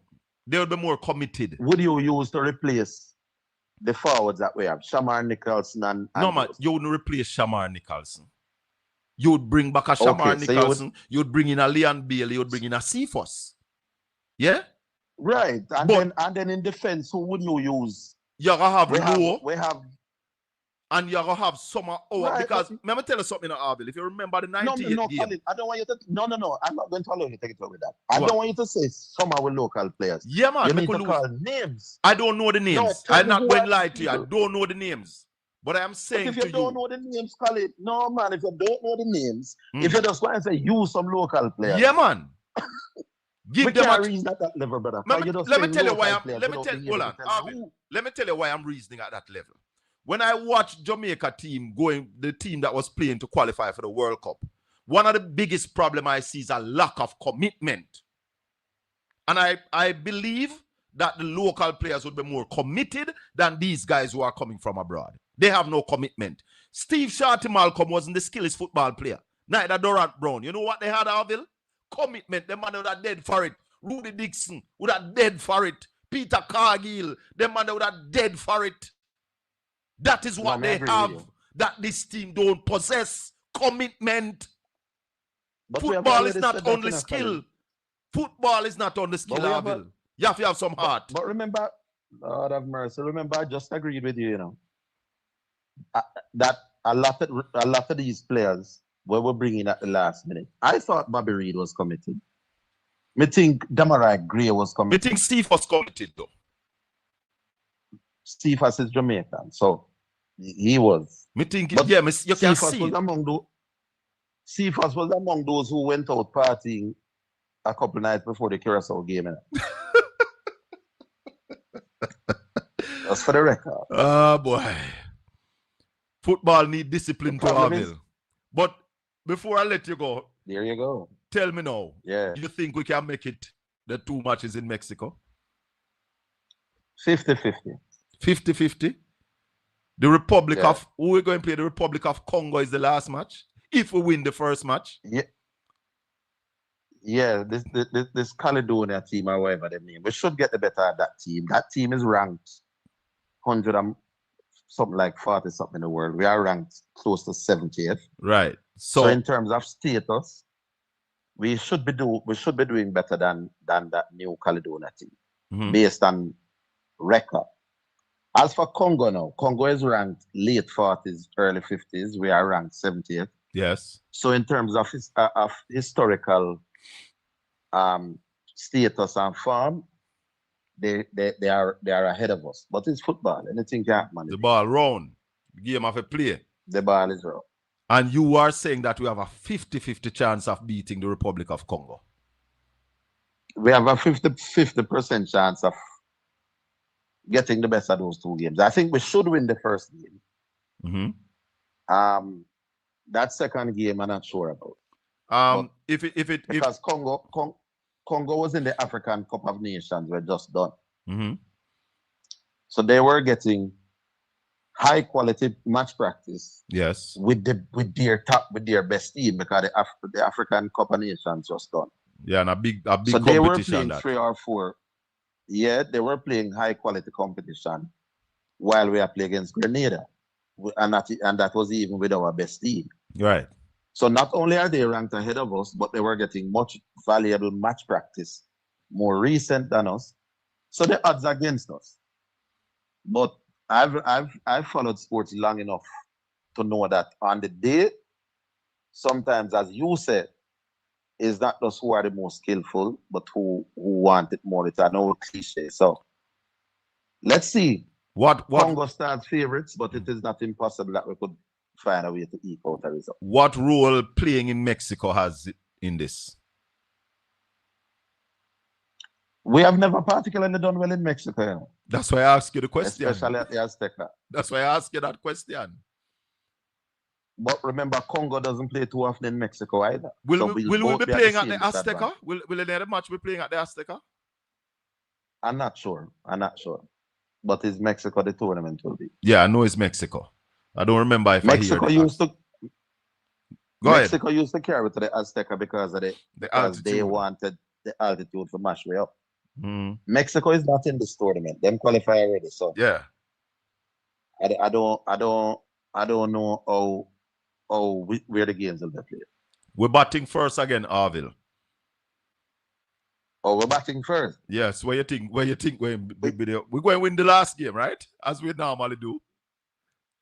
I think that we will do okay. But let me go and watch, brother. You finished with me? Yes, man. And let the public know, sir. When them hear sparks flying between me and you, me and you bridging here, sir. Long time.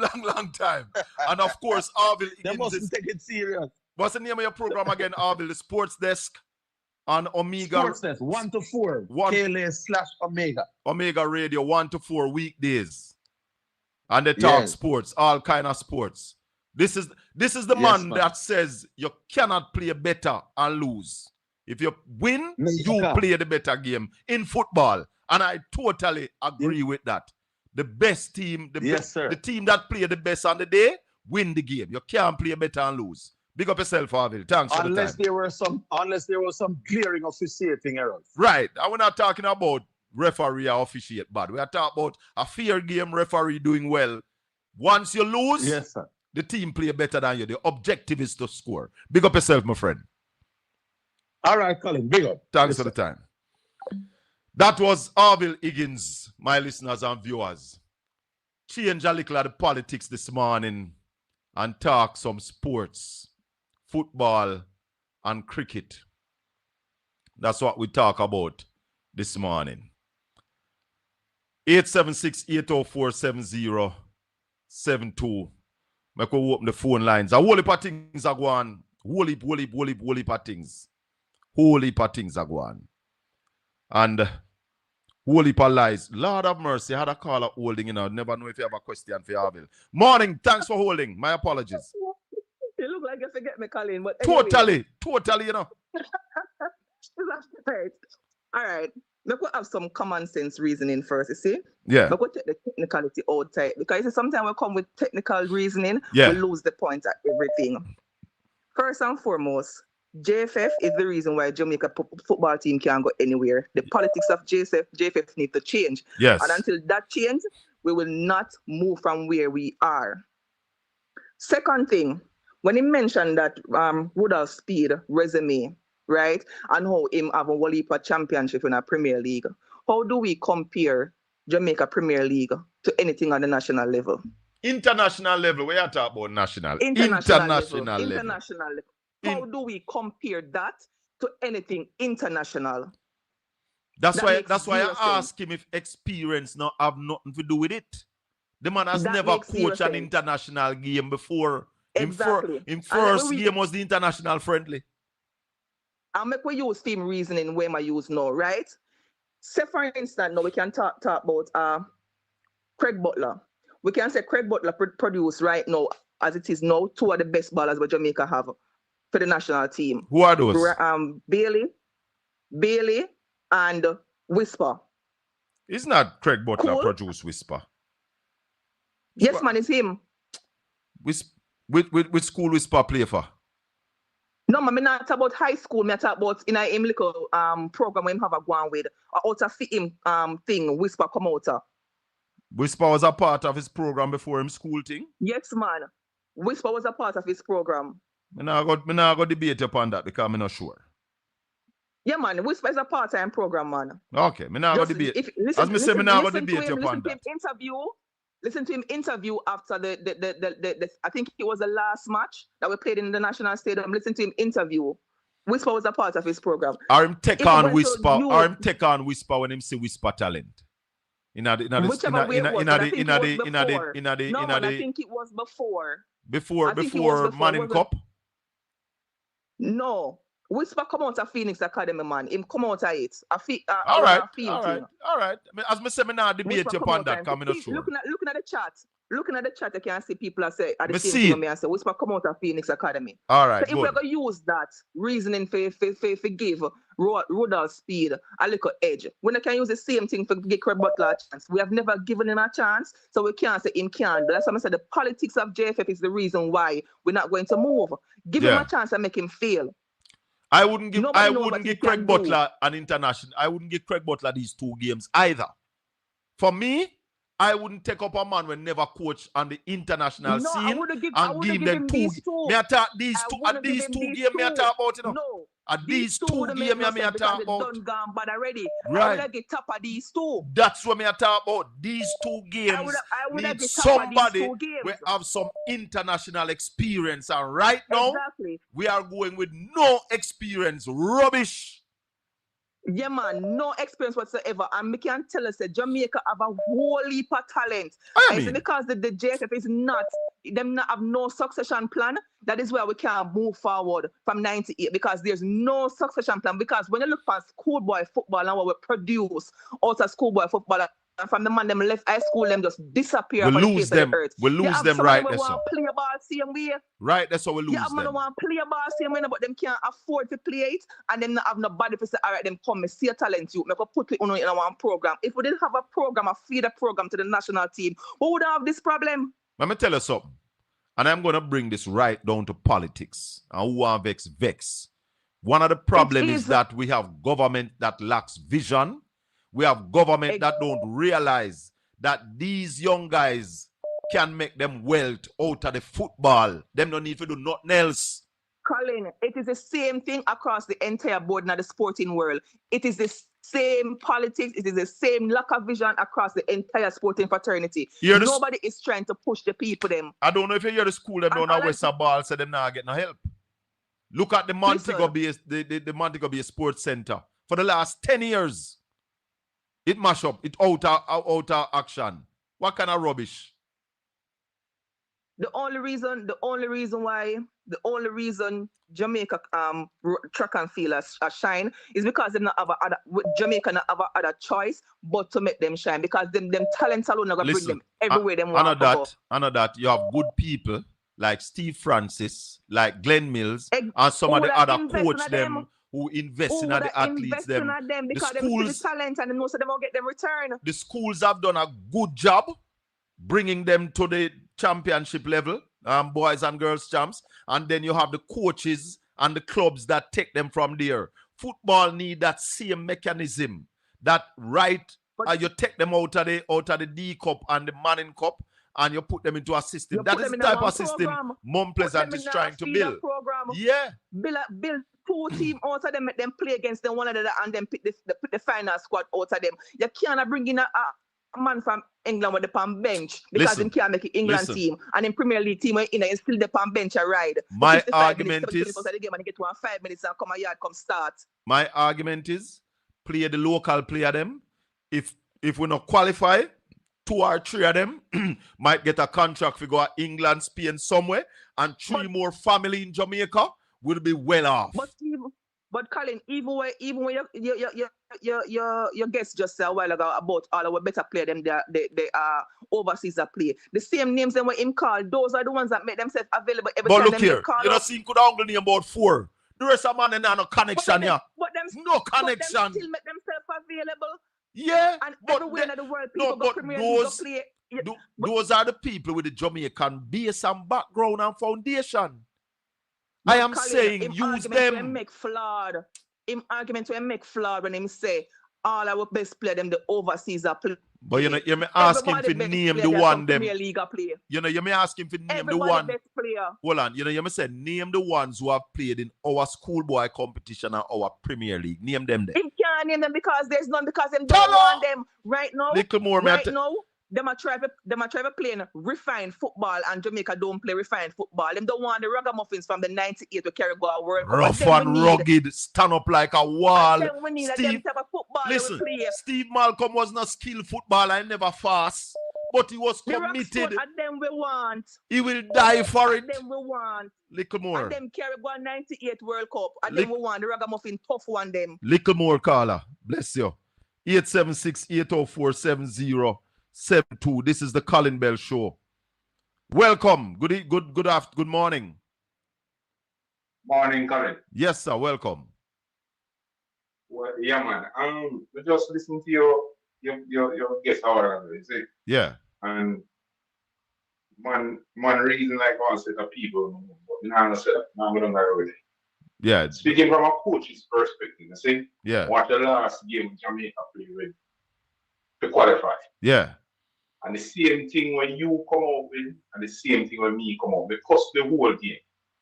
Because as a coach, you never see the level of commitment to winning the game. All right, hold on, Carla. It is because of that why we never win. Carla, you realize that anytime the man put on Dujan whisper on the field, it's a different kind of football the man come play. Yes. Because the man come play, the man come play for him people, he come play for him country. Yes. The rest of man then just play some ball. World Cup qualifying is not just playing some ball. World Cup qualifying is putting everything out there for your country and your people. Them man we are playing, understand that. You play with your heart on your sleeve, brother. It's like a final. Every match is a final, and you have to play it that way. Him say something where you see the money, you can listen, say them mix up with the politics in the JFF. Here, you said something that Jamaica can do better, and I agree with you. After 1998, when we made it to the World Cup, do you know that Jamaica benefited financially out of going to the World Cup? What you mean? And one of the mission was to make sure that the grassroots programs in the country were of such a standard that we could make it back afterwards. Yeah. Some money should have been spent back into the football to make sure the ground them better, facilities better, so the quality of the football would have become better. No, if all of that was done after we had qualified and come back home, we would have produced better players, right? And then we would have probably qualified for the World Cup already since then. But we did not spend that money. The only facility we have for sure is the training center when they build up a town. But what else we have for sure? All the grounds and when we go around the country, Colin, right? Because me used to coach Deco. And when I go to enough of the school grounds and not no use. The neutral grounds and not no use. So, I mean, let me say this to you. Let me say this to you. You see, after we never win that match against Bermuda in the National Stadium, the entire GFF should have been fired. All of them, barring none. House should have clean. New president, new coach. Yeah? And sort out a team to go play the next 2 matches. The same man them with dash where the easiest road we ever get to World Cup. And them again I go try to go beat the Republic of Congo. I am putting my money on the line. We cannot win that match. We will not win that match. Khalid, them couldn't call Tapper neither. What make? Because if you think about what did happen when they let go Tapper, obviously you can see the JFF and Tapper in a good basis. But that's why hold on. But when we say you have fired the whole GFF, everybody are left. So these people who didn't know, I wouldn't them Tapper deal with. Yeah, but who they go fire? If Ricketts in any other country, all right. So the English coach resigned because he knows that in any other country that he would not have to do. The only thing where this man has to agree with, to be honest with you, is that we don't have a resigning culture in Jamaica. That is true. But somebody, sports minister, somebody should have just politics. No, listen, let me tell you something. Politics is not everything. The sports minister should have just read in him lobby and said to him, say, gotta go have a new president. Let me tell you something. PGA Patterson make Jamaica go World Cup 98. Politics. PGA Patterson go Brazil. Rene Simoes never come here based on contacts with JFF. A PGA Patterson between government to government got Simoes to come to Jamaica, brother. And the government spend crazy money facilitating the program. But this present administration don't understand the culture and the creative industry. Football is a part of the culture and the creative industry, brother. Athletics is a part. Horse racing, cricket, all of those sports are part of the culture and the creative industry. Billions of dollars in there to make. Use our local youth them. Make 3 or 4 of them go turn millionaire. You understand what I say? And if we don't go a World Cup, we would have get something else. You catch some man with them great granny. We never come at Jamaica yet. Do him know the national anthem. You see the man them a mum, when you see the man them out and move to the national anthem, you wonder what the man them do him stand at attention to the national anthem. Colin, let me tell you something. The lady said something which is correct. Him use the analogy to say Tapper get beaten by my man much time. You said to him, use the players in the in a fluid league Yeah. to play because of the commitment. Here what him say now, where he contradict himself. After you said to him, say, use the players. Him say, you ever look on the league, you ever look on full league, who in a full league can play? Yeah. But yet you go use the same league to The say same coach. if We man are, win the two coach we are match, coaching in the same league. That don't make no sense, bro. That don't make no sense, man. Oh, that makes sense. Yes, That don't make no brother. sense. Tapper have the experience. The man would have coached at the international level, beat international teams. Yes, this man man. don't have that level of experience. Yeah, man. The man know the rudiments as it relates to how to move on the international scene. But as we said, And what it takes, what level of fitness it takes Yeah. to play in another Listen. international game there. the next thing again, bro, is that when you look him right with this, the selection of the teams going into the last game, me did I wonder so what the man they think. Because there were some games when in fine the selection was good and them play very well. When we, you know what, another last match we not qualify, Colin. The Trinidad And when we game. play Curacao, when we play Curacao, down at Curacao, When Curacao we beat not we, qualify. Curacao beat. Yes. Let me tell you something. That's so we not. Let me tell you this. That's so we know so we not qualify. Curacao couldn't beat Mount Pleasant or Cavalier. No Jamaica, none of the top Premier League team them Curacao couldn't beat. The man them beat we like.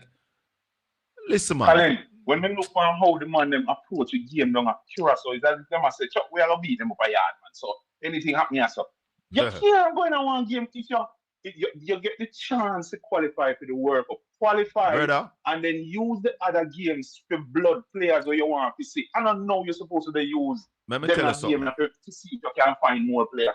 That don't make no sense. Jamaica will never get an easier road to a World Cup. Not again. And the fact that this Nah, road was again. so easy and the man them flunked the thing, they should have been fired. Reed, agree with when you. name Speed, Ricketts, everybody pan GFF should have get fired. Everybody we have anything to do with team selection, coach selection should have been fired. Little more, brother. I agree with you. Little more. Yeah, man. All right. Yeah, cool. 876-804-7072. Politics and sports. Twin. So those who attack say politics now have nothing to do with sports. The money we have to go in at the sports to make it happen is taxpayers' money. Yeah?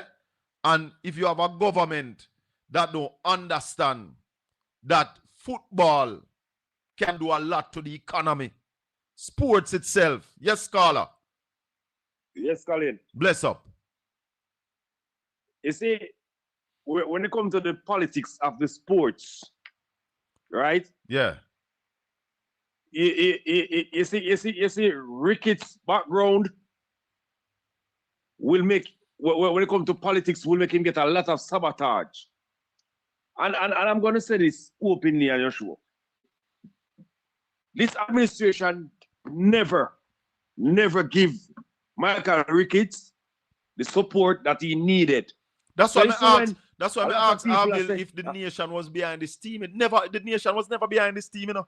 No, because you see, when it comes to the initial stage, you know, this administration want to play a role, you know. Them never, because to be honest with you, they cannot do anything about hiring and firing the JFF president. Right? But they can sabotage him, which they have been doing. Oh? And I'm going to tell you one next thing about football in Jamaica. And when it comes to the JFF aspect of it, you see the people who live at town believe that people who live at town for control Jamaica Football Federation. That's their belief. They believe the countryman to be the hem of the Football Federation.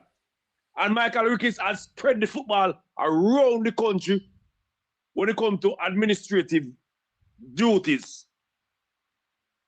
And trust me, Kingston and St. Andrew are not pleased with it. Well, one thing I'm not pleased with. And Michael Ricketts is the best person for the job.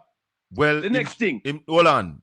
I'm not going to left it there so. Because the fact that him not qualify for the World Cup in at that stage where Ghana ready, he must resign. He must left the job. No, but listen to me. But let me tell you something. Yeah. let me tell you something, right?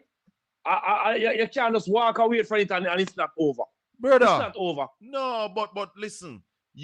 Listen. Mm-hmm. Would you agree that this is the easiest route we have ever gotten to go to the World Cup? Of course it was. Then it if was, you feel it was the this, easiest route. so what is the GFF? What we want? What is it that we want? We don't want a World Cup. You see, let me tell you something. You see, me blame the coach, but I also blame the players. A lot of people is turning away from blaming the players. No, but and if you look at the last couple games we play, right? How many of these players were committed then playing for Jamaica? Then hold on now. If a man not committed to play for your team, but him want the money, him want the limelight, and you pick him, and him go out there and not really show no commitment, you gonna blame him? No, but listen to me, Colin. This is the national team we're talking about. But the people, you should show commitment. But they are not Jamaicans. It's the same problem I am seeing with West Indies, you know. The man them we are playing for West Indies now show no real commitment, you know. You see, me hear your argument about the local players, right? But you see at the international level, not all local players, right? And we can tell you something. You see the art of the 98 World Cup.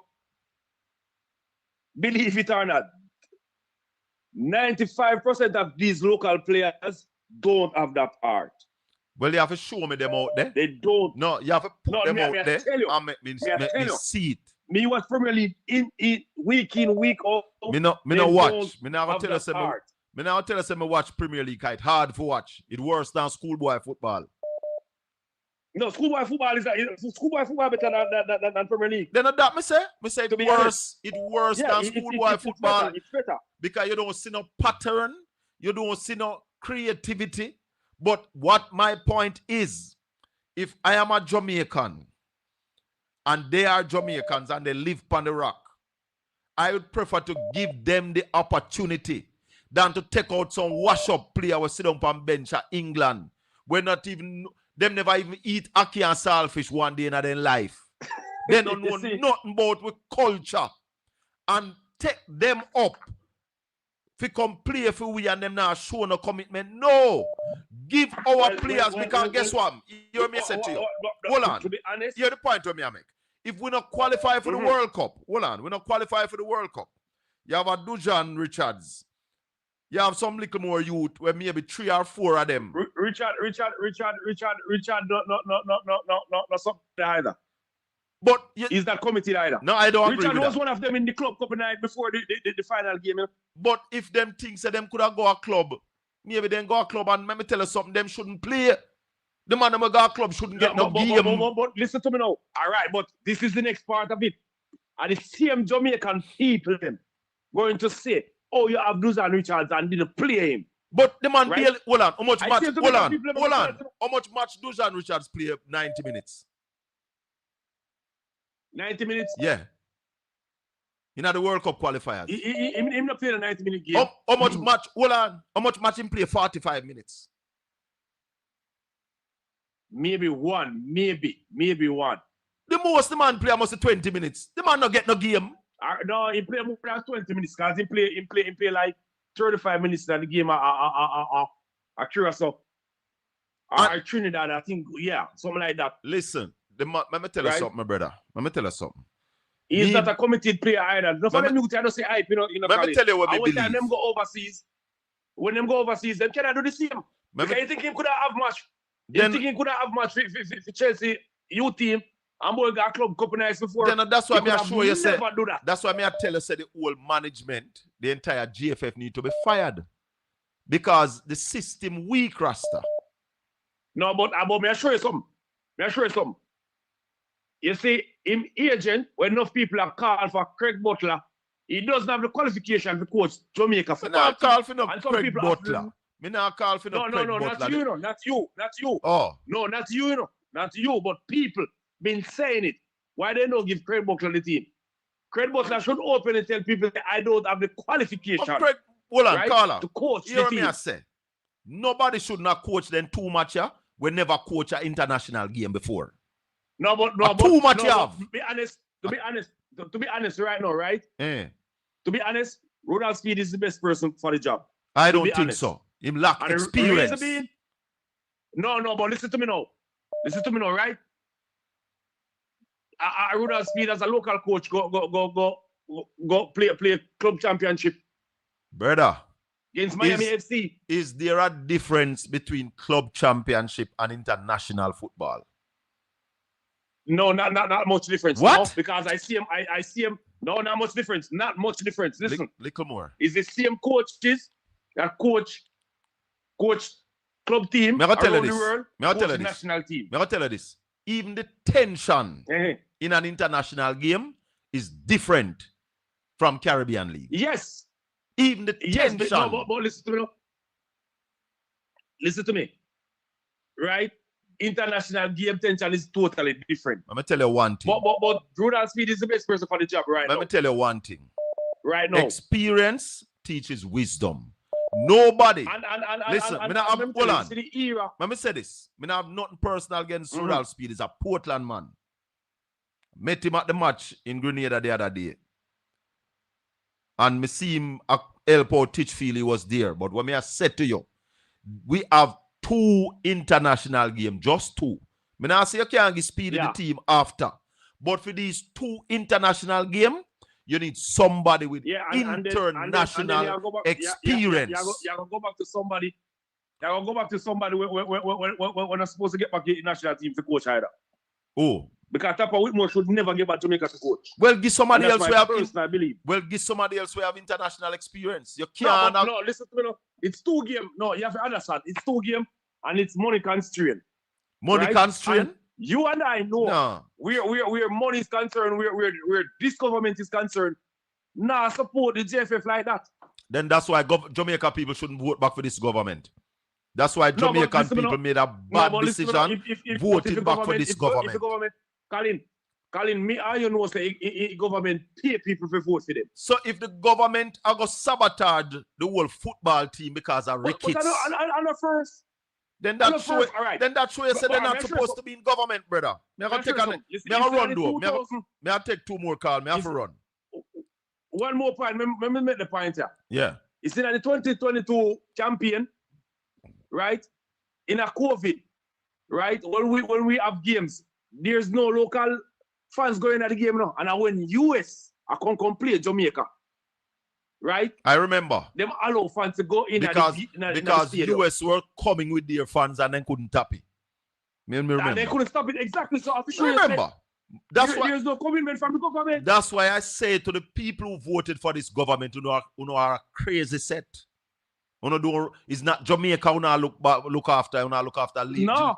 GLP. No, I wonder what am I get from the government. Little more. I wonder what am I get from the government. Little more. My past time, I take 2 more calls before I go.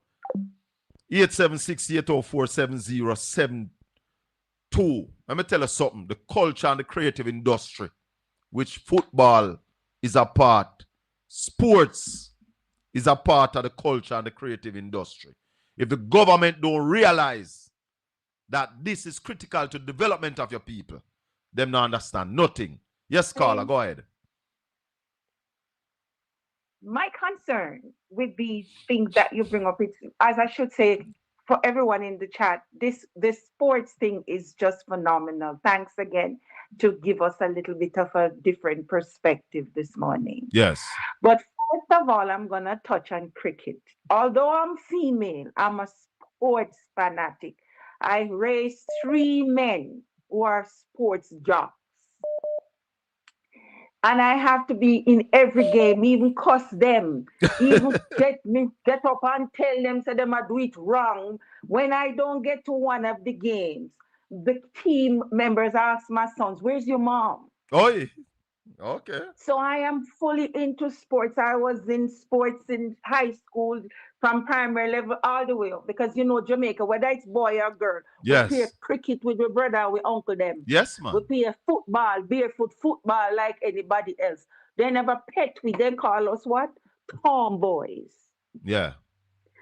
For cricket, versatility is the key to win any game, whether you are managing or whether you are the coach or the captain. You cannot know what's going on until you step on the pitch. And you cannot know what's going on if you're going to use spin bowling or pace bowling. And if you do one over with one batter or two, you know what you need to change, and it is on the field. You can prepare, but when you get on the field is when you have to do the adjustment. Me not see no versatility in the West Indian teams. A long time me a listen and watch. And that needs to be implemented. They cannot be hardlining. And I don't understand some of these men, although you're a man, they don't know the word versatile.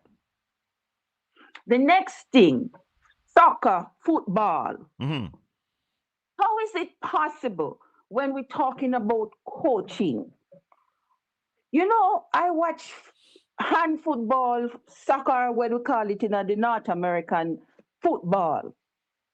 Why is it you telling me about the players? The players take their tea from three things. You said it, commitment.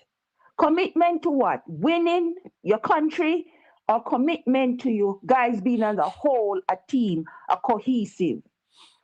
And you have those words and those actions and those teachings. It's the soul of a team for any coach who's coaching. And this is where I'm looking at the FAR, call it the federation, the football federation in Jamaica. Yes, JFF. You're right. I would agree with you on that one, Colin. The fat cats needs to be eliminated. All of them They don't need to care go. about the politics. All the of them fat need to cats, go. they don't do nothing to bring back soul into football in Jamaica.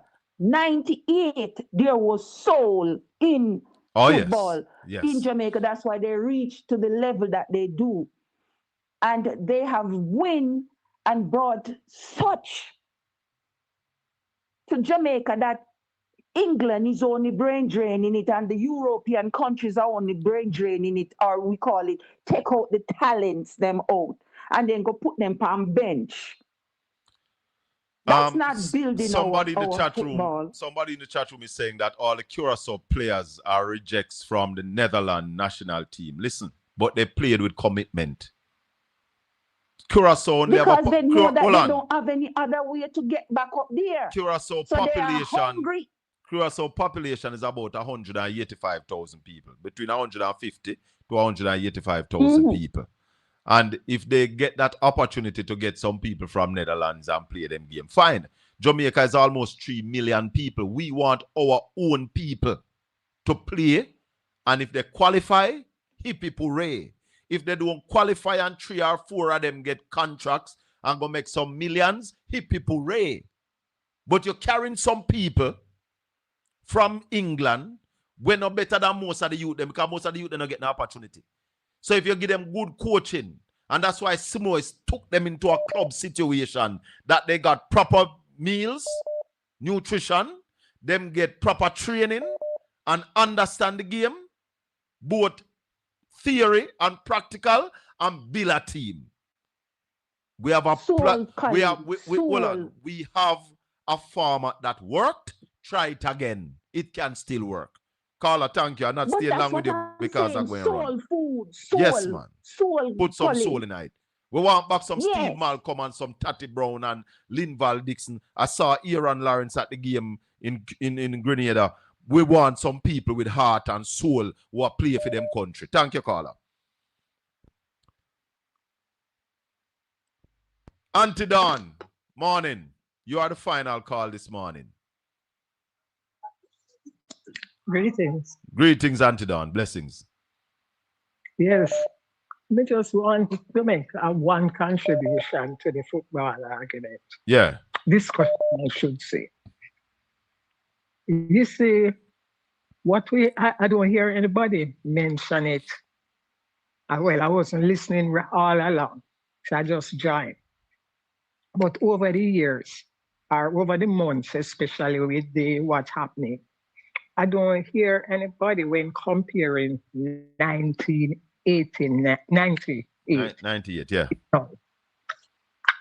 This team, coming like a trump up team, when you play 6-a-side in a community. Are you call someone for go play one corner league or some corridor football? Yeah. That is how it looks. Yeah. 1998 team, what a lot of us is not remembering. Most of those players have been playing consistently together. Yeah, Arville mentioned it. Years, how much match them play together? Yes.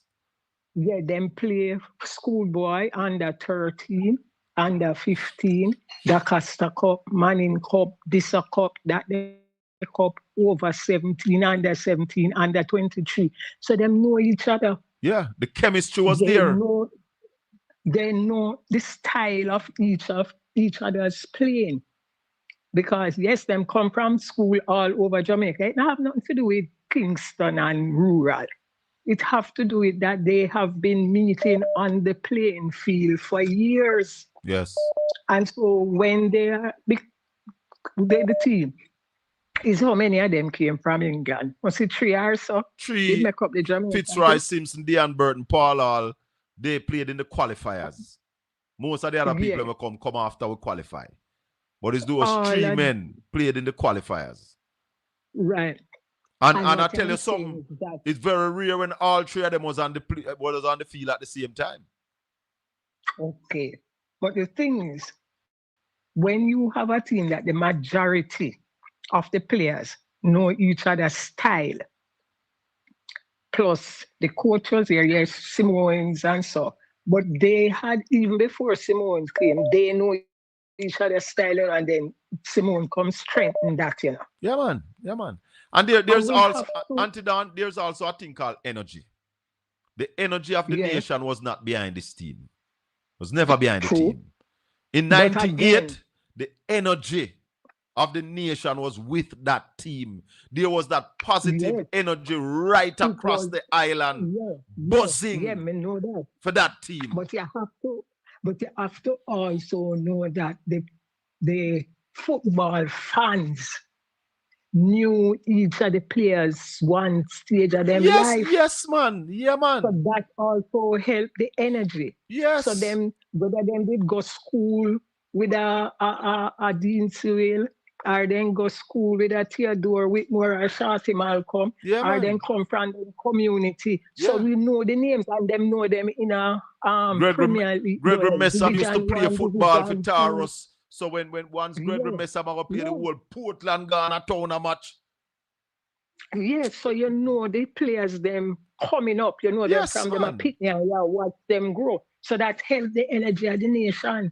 All right. These we don't know them. You can't, there is no name that just jump out at you. When you can say, I have to be a real friend and family. Until but naturally, you don't know them. So that is it. And until we start groom them, because have basic school league, no prep school league, and so we have the different teams, but you have to be consistent, make them play together, come up the line. Somebody in the chat room said for sports to grow, Babsy has to go. Who have to go? Babsy. Oh, okay. Of the Grange variety. Yeah. Yeah, man. She's a failure. Because We need colossal failure. We need the political strength. And when we say, I mean the government strength. Yes, man. We need the government strength. Anyway, Auntie Donna, yes, so take care. I'll go and run. Yeah, man. I'll catch you at the end. All right. All right. My viewers and listeners, let me thank you this morning. We touched some politics at the start, but at the end, it was football and cricket. Rain has delayed play in the match between South Africa and the West Indies. South Africa has won the toss and said that they would bowl first, but rain has delayed play. Thanks, everybody, for watching. This has been the Colin Bell Show for yet another Saturday morning. May the good Lord continue to bless and keep you. Make his face shine upon you and be gracious unto you. The Lord lift up his light and give you his peace. Until we meet again tomorrow morning for Talk Jamaica. One love, my people. Blessings. The final day of January. Final day of my month. One love.